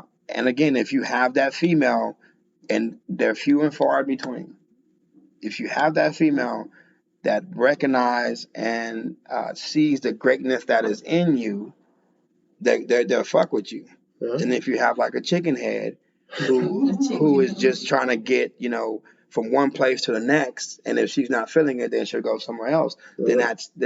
That's where she'll go. Mm-hmm. And so it's just one of those things where I used to be so brokenhearted. Oh, she gave it to him. Oh my gosh! But at the end of the day, it was like, yeah, bro, it was never yours to begin with. She free to choose. It was not like she chose you that one time, and then afterwards, you know what I mean? Like she chose somebody else. Like that's just, and I had to learn it like the hard way, because I like in the Army, the first day. So get out of basic training. They sent me to Fort Hood.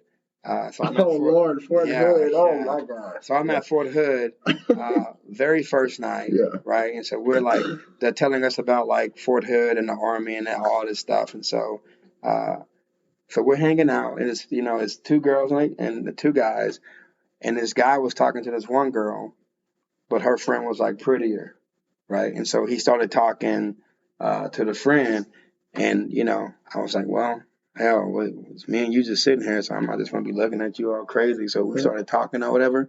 We went out, so we ended up like hooking up, me and the girl. And the dude was like all salty and shit because he chose wrong, right? Yeah. The next night, you know what I mean? I'm feeling good about myself, like as a man, like I'm like, man, I just I came to Fort Hood the very first night, like feeling good. The very next night we go to a party. Bro, same chick with somebody else, like in the back. I mean, she took him to the bathroom. It was like, and they were in there, and I was just like, and so I said, like, hey, what's up? She's like, hey, what's up? While she's taking him into the bathroom, I'm like, oh man, ain't that a bitch, bro? Like heart just broken. Like, man, I thought I had a little something, but I just realized, like, it will never be yours. And at any given point, like if she wants it to be someone else's, it will be someone else's. Mm-hmm. And there's like not a thing you can do about it at all whatsoever. But at the end of the day, just be on your P's and Q's, be the best man you can possibly be, and hope that you have like that good person. I tell people all the time, I'm looking for that Dom Letty type of love. Dom and Letty. I mean, they fucked with each other from like thick and thin. They didn't waver. I mean, Dom did his thing with multiple people. But like, I mean, they didn't waver because like that's just the type of love that that they had, and so that's the type of love that I'm like essentially It's not going to be easy. But granted, I don't want to, I don't want to be like Dom. I've already done that. Well, because you could, you fuck over people because you can. So that's not the part that I want to be. But I want that like love to where like, I mean, she lost her damn mind and she was still like, I know you, I love you type deal. And so that's just kind of where I'm at now. It's just like that's the love that I'm looking for. But a lot of guys that get it twisted. Me and my little brother talk about all the time like, hey, just because she gave it to you multiple times doesn't mean like it's yours, and you should be in there talking about whose pussy is this or call me daddy because you're not the only daddy that's been in there, and it hasn't been yours. You know what I mean? Like it's been other people's. Papi numero dos. Yeah, papi numero 21. But yeah, it's just one of those things. Damn, we didn't get off the first question. It's organic though. We've been. Yeah. What's crazy? Just everything that you're saying, like. But is it like truth to it or like? I'm just in shock still. Yeah. How are you in shock? What? Yeah. I don't know. I mean, I guess I'm more like. I don't know. I don't want to talk about it. No, talk. No. You're more reserved. Yeah. Oh, I mean, there's nothing wrong with that. Yeah. Reserving as in terms of like what, like in terms of like talking about things or. Yeah, I guess. I mean, just like the whole topic, it's like sex. Like, oh my God, like I just said the word sex. Like what? Well, it was nothing like like X-rated. I mean, it was like good topics. It was like it's just like like sex with a purpose. Like it's I enjoy sex. Me too, man. But I want sex on a higher level of like damn. Like, wow. Yeah. Not like, well, she's not my part. Yeah. So, but it'll happen, Yeah. Well, I mean, that can happen, but just. I mean, no, it can't. I mean, no, it can't. On an emotional level. Okay, I got you. Like I got you. Where like I'm just like. I got you. On a higher plane. I got you. I feel that. And again, sex is something that I mean, it's everyone wants it. Not everyone wants it, but like it's something that. It's taboo that no one wants to talk about, but like I feel, there's a stat, and I just, I'm like I'm gonna make a shirt, make women come again because women do not come. You know what I mean? Like they don't have orgasms, dude. Like and I think it's a testament to guys just being sloppy and not caring about. That person and her feelings, because trust and believe if I'm having sex and I'm not orgasming or coming, like I'm gonna be upset. Like if she get hurt and just roll over and go to bed, I'm just like. But that's like, that's where communication comes in. I'm not trying to get like too into this, but like just some women can't hit the mighty O just the old-fashioned way. Yeah, for sure. They need more stimulation. But then the guy is like, oh, yeah, I was doing all this and that, blah, blah, blah. And she's just like, you know what I mean? Like, it's, Fuck, I was asleep half the time. I just learned this. I remember this class I took a long time ago. She just moaned like every 2 seconds. Oh. Yeah.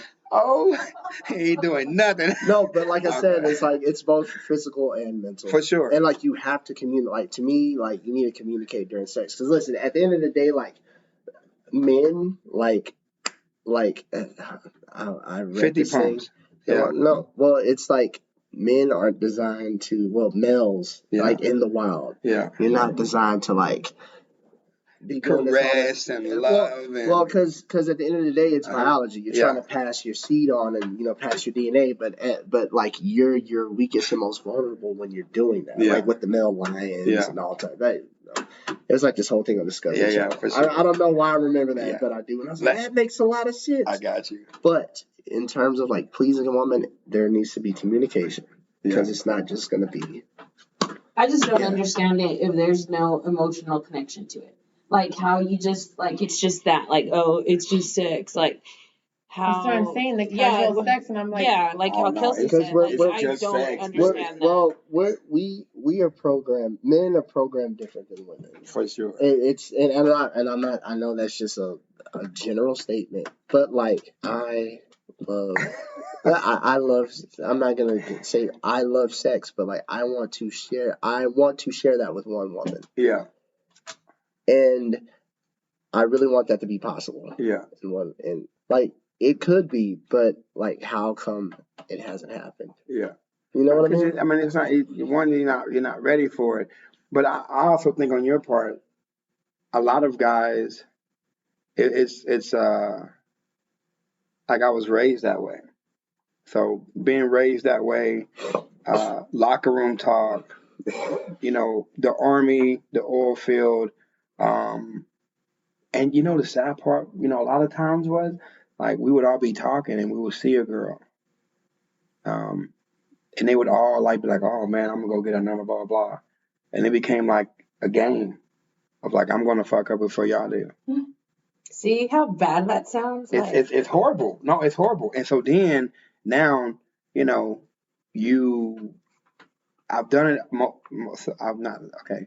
I've done it a few times where like it's a game now. Like all the guys are like trying to holler at her, right?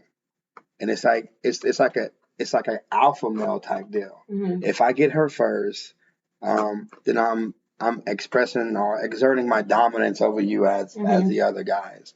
And it was just something like that we just did. Like it wasn't like now I'm thinking about it, it's just so problematic and it's so toxic. But back in the day, like that's just what it was. Like that's what I was like trained or raised to do, not thinking about her feelings or whatever. It was just like it was that game of like let me get her first, you know what I mean, and then go back and be like, tell the boy that this is what it is, right? And then I've seen it and then firsthand. after you tell them it is. And like I've never done the game like that. It's like man, she's like super cool. Like man, you all with that lovey-dovey shit. Well, and then I'm just like become friends with her after, and I'm just like not like with other intentions, but it's sad seeing. Yeah, it is. But the more I talk, the more I realize like I'm not as nice as I thought I was. I am a total asshole. But yeah, I mean that's just what the game was. Like, and if you played the game, you played it, and you were people looked up to you because it was like, oh damn, like we were all trying to get at her, and he was able to get it before everyone else did, and so it's just like an alpha thing. It's peacocking. It's wearing its mask. See, and then it's like knowing that that's out there is what. That's why I have my trust issues 100%. because it's like that's what makes dating harder. For sure. Of that stuff like well, that. this is back in the day. I don't know how it is that now. stuff probably still happens.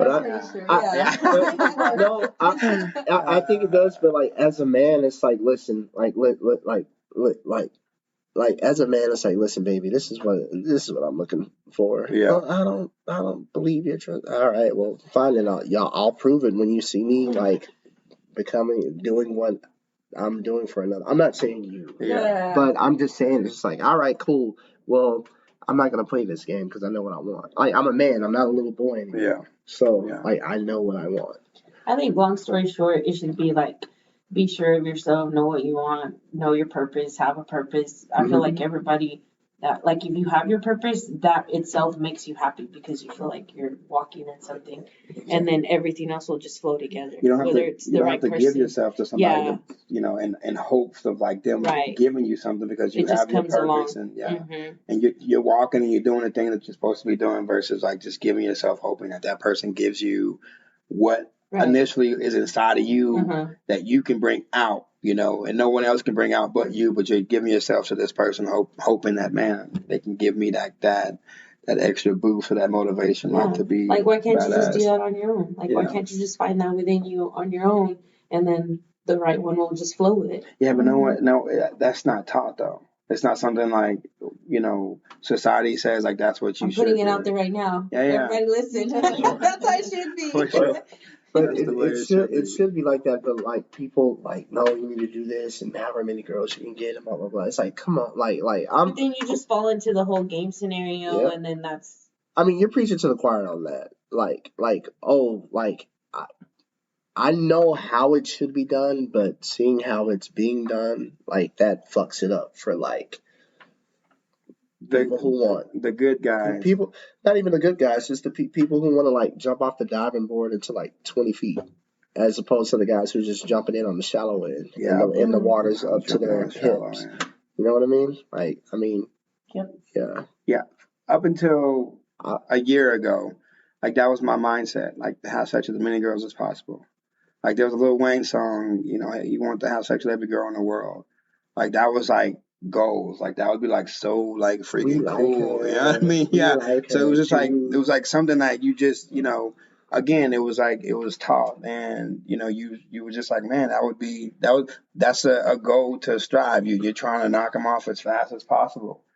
So you get in, you get out, and you're moving on, and I just realized, you know, at the end of the day, like that, it does nothing. It leaves you emotionally and mentally like drained and, you know, scarred, because there is a lot of soul ties and there's a lot of energy that, you know, people bring onto you and you give to people, you know, when you are intimate with them. And so it's just like, you know, now I'm just realizing like, man, like I'm like how did I get there?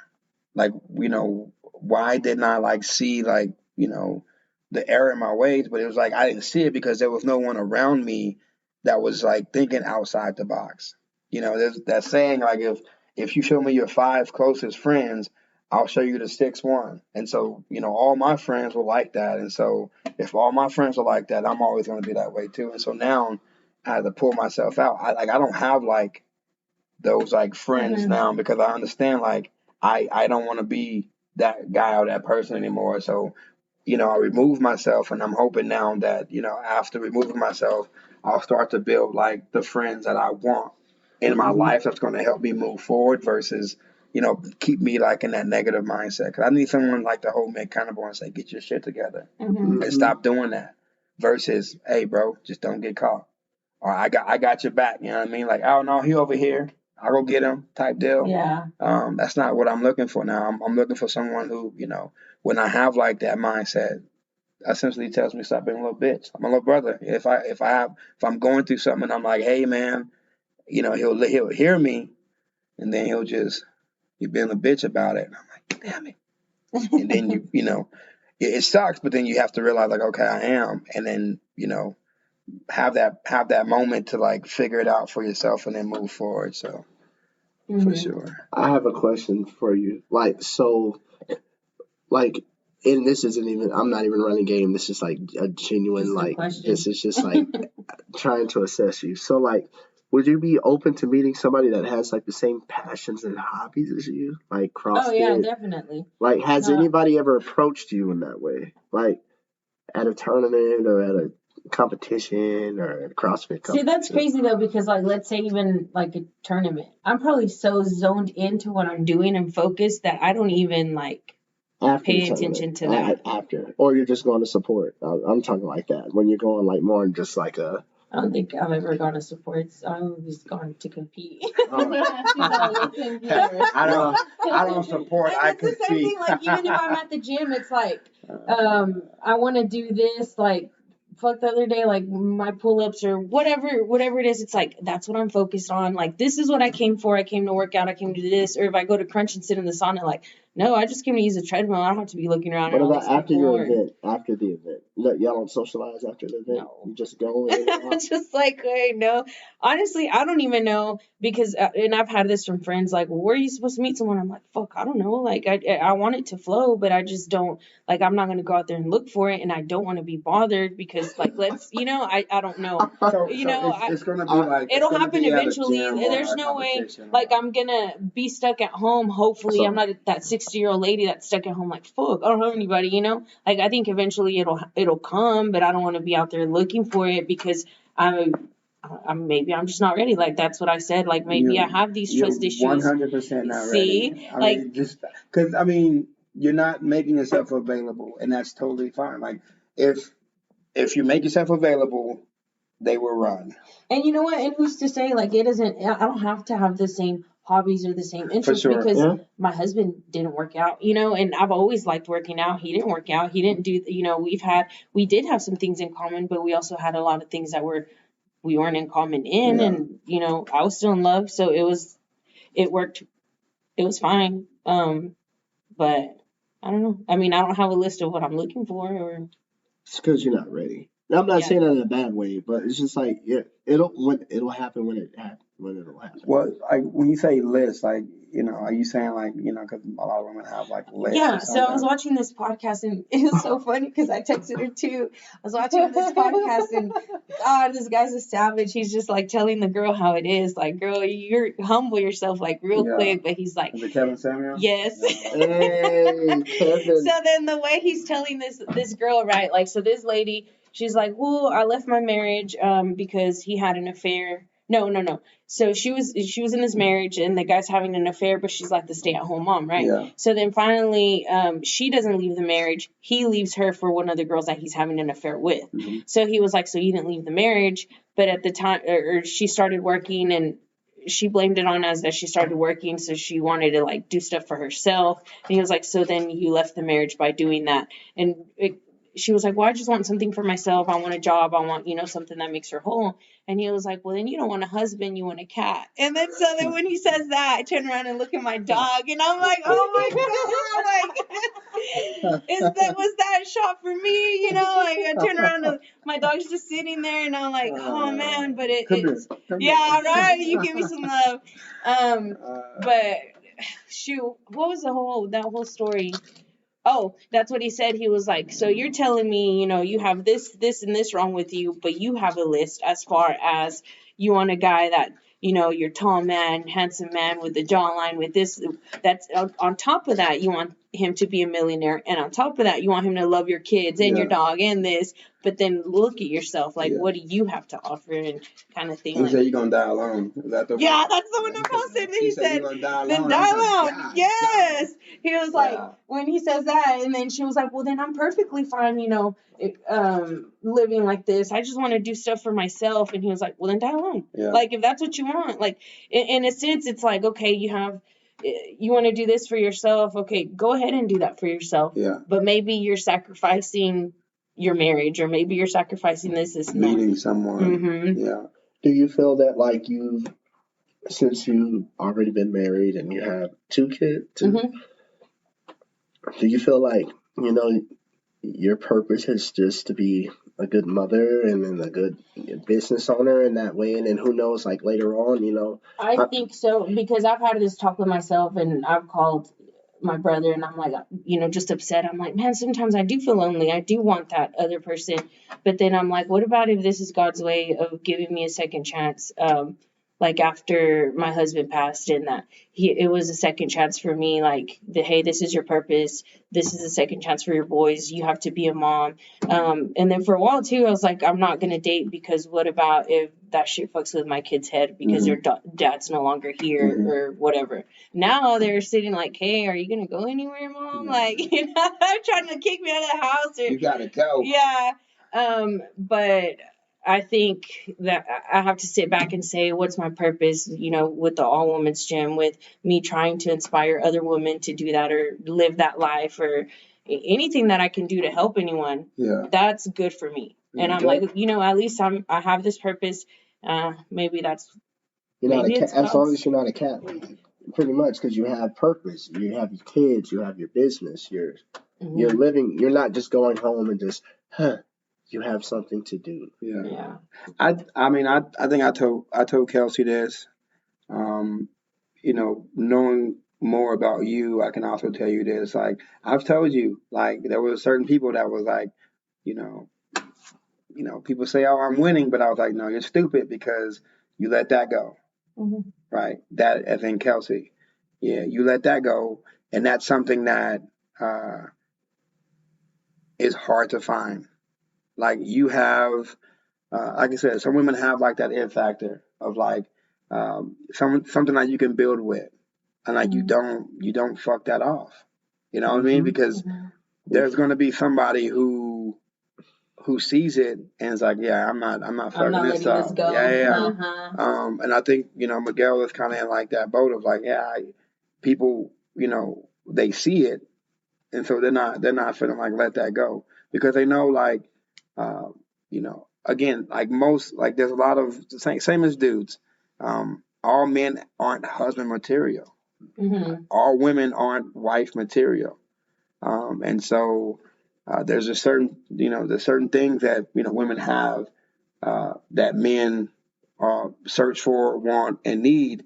And if you have that person and you fuck it off, it's hard to find another person like that. And if you're gifted in life to find another person like that, you'll treasure that person even more because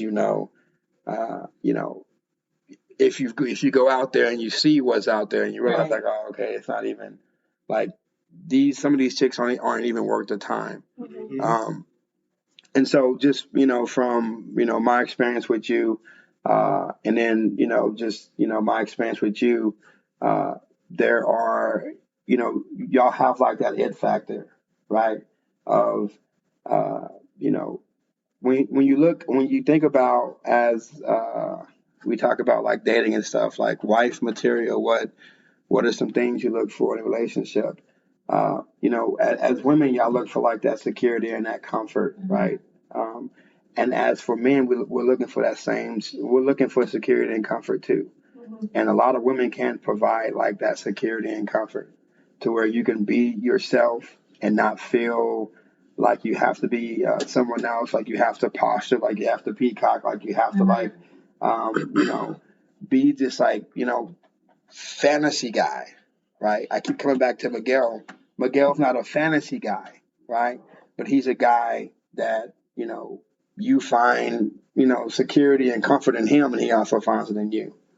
So it's crazy because when you're saying that, I remember me telling my husband back then, and I'm like, why do you have to put this show? Like, why are you putting this? I get it, you put it up with everybody else, but why do you come home and do it with me? Like, I know how you are, I know this, everything. I'm like, why do you do that? And he's like, well, if I didn't do it, you wouldn't like me like the other, you wouldn't like it. If he wouldn't put up that front, I would not like it. I was like, but I couldn't break that shell. Like, just stop. Like, stop trying to act like a hard ass. Like, and that's how it was. So I don't even think you was in love with the real person that you thought you was in love with. Maybe. Like you love somebody that was wasn't like their true self. And I think, man, that's like the idea of them. Yeah, maybe it was. Maybe it's the idea of being in love because I've always like just want like hardcore went into it, and I'm like, I'm so in love. I'll do everything for you. Yeah. But like I'm a ride or die. You die, I die. Like, you die, I die. Have you seen that meme where the kid was like, die? That was me. And what's crazy because my friend would tell me, like my best friend, and I'm like, I want to be like, this ride. And she was like, yeah, but you can only be ride or die. Like, who really deserves for you to be a ride or die? It has to be reciprocated. Like, if you're gonna ride and die for me, I'm gonna have to ride and die for you.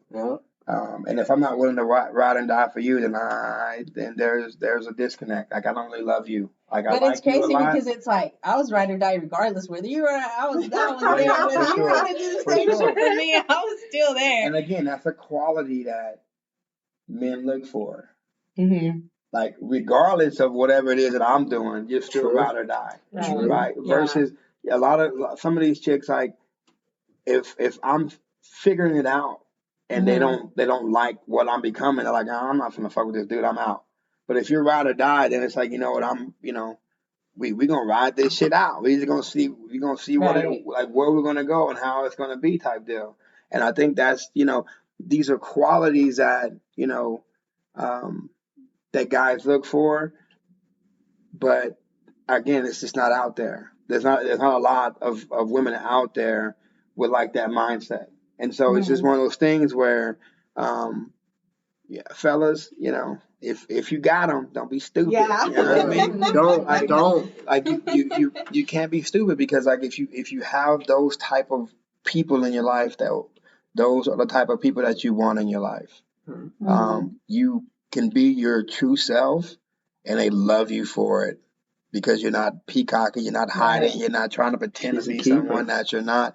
You're you, and she fucks with you for that. And I think that's just like that's where like the beauty of it is. That's how, to me, that's how you build and connect and how you grow, and how like a lot. So the relationship, the divorce rate is like 50%.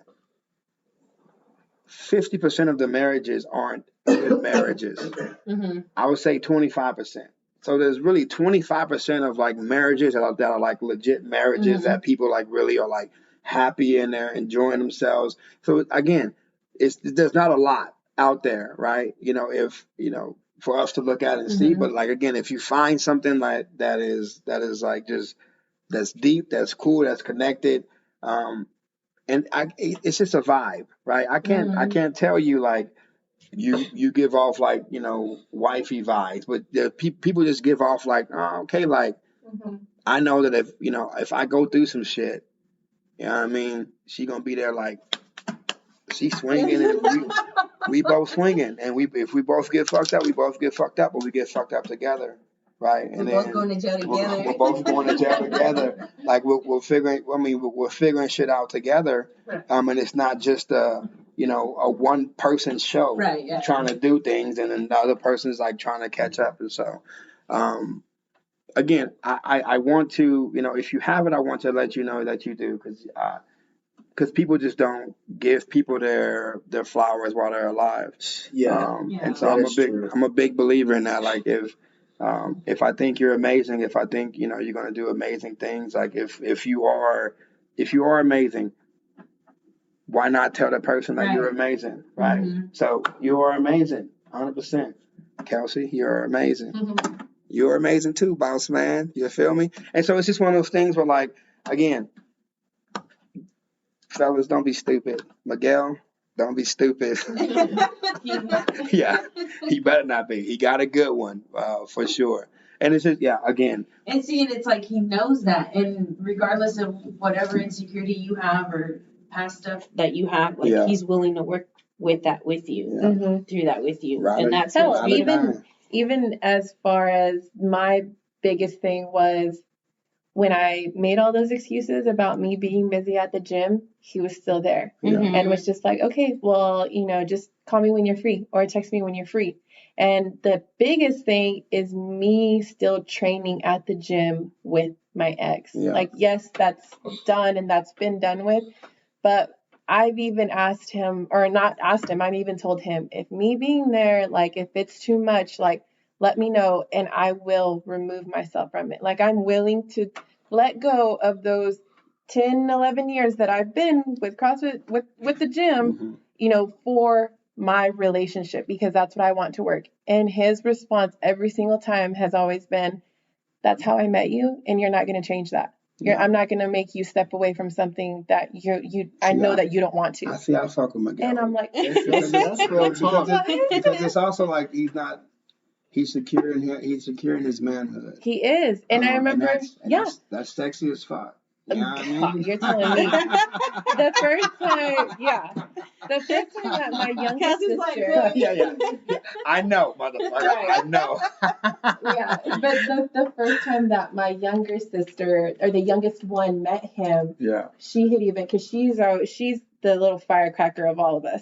But she had even said, like, I like him and blah, blah, blah. He's a little quiet. She's like, but you want to know what I really liked about him? And I was like, what? She's like, he made it known, or she's like, he didn't have to make it known that, or like, be all over you and this and that. But y'all just being next to each other, it's like you were his, like you could just see it, like like it's like you were a comfort, his. like like a lot of things that you see that you can't explain, but it's just like like they have it, like they have an it factor, or they have like those things that and I think a lot of people get like they get confused, right? Because they assume like, I don't know if it's gonna sound fucked up or not, but like pretty girls can't be like the wife material, right? It's well, hell, people don't think I cook, and I'm like, excuse me?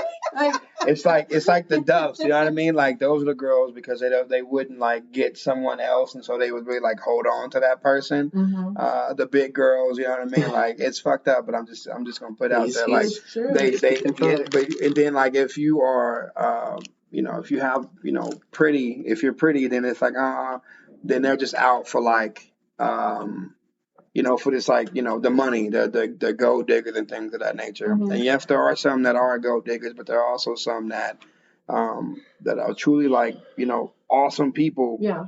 And again, I think a lot of people are intimidated because of the way you look, and so they don't feel like, oh, I can go and like have that conversation or walk up to them because like they would never, but they wouldn't. Well, Esmeralda, they They would really never.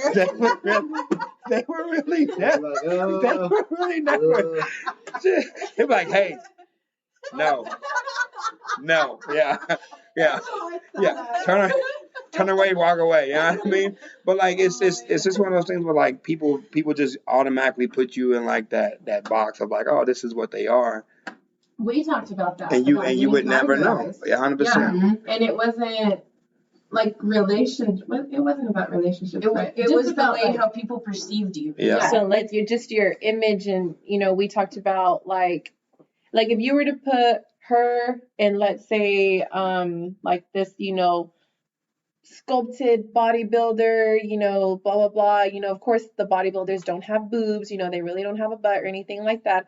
But if you get one of her videos of her working out, doing some badass shit, and you get this bodybuilder girl, and you put them side by side, and you were to ask any woman that's in a relationship who she would rather see on her man's feed, it wouldn't be Esmeralda. Yeah. It'd be the other girl.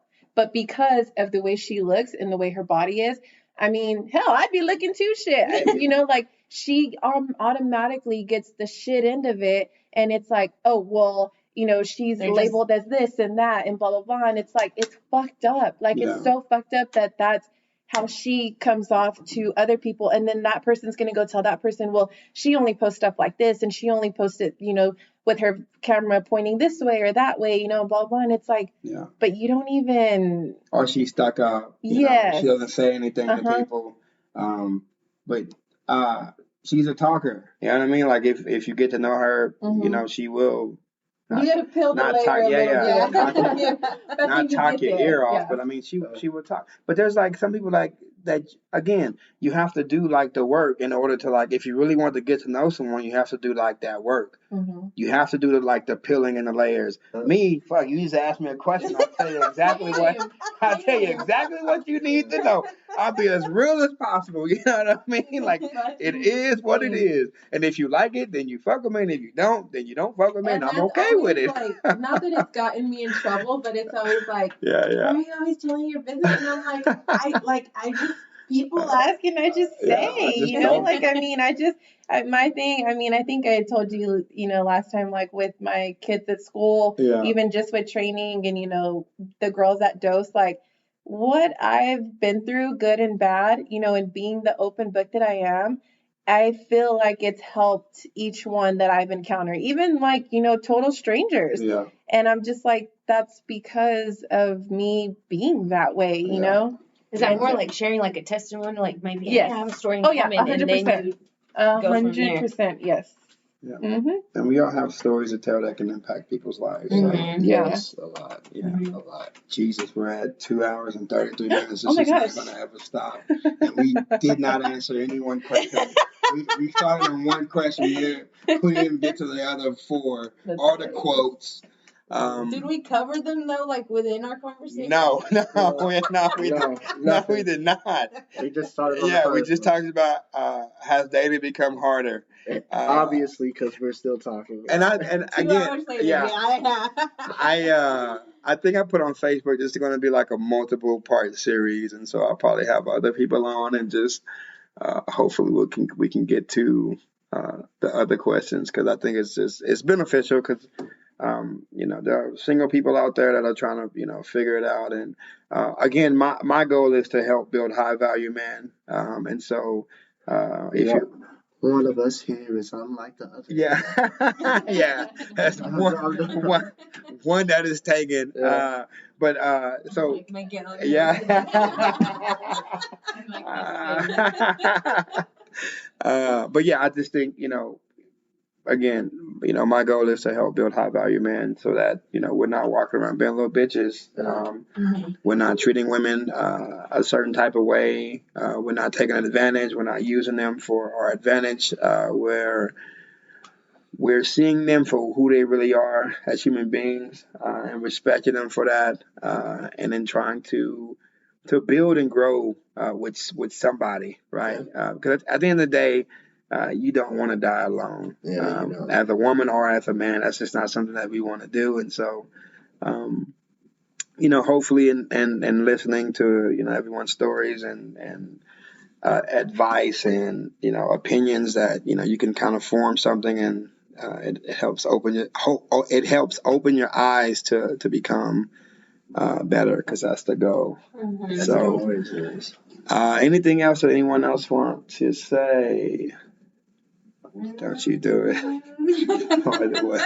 Which one are you looking at, Esmeralda? I'm not even gonna look at that one, 'cause I did that last time. Yeah, you did that last time. It was a whole nother hour. The last one, we had to go and do some questions, and I'm like, you know what? So I asked him the last one, and then we ended ended up another hour. Yeah, we were done like within an hour, and then after that, I was like, oh, okay. And then she was like, what about this? And it was like another 52 minutes on top of that. So, yeah. That's how we got there. Yeah.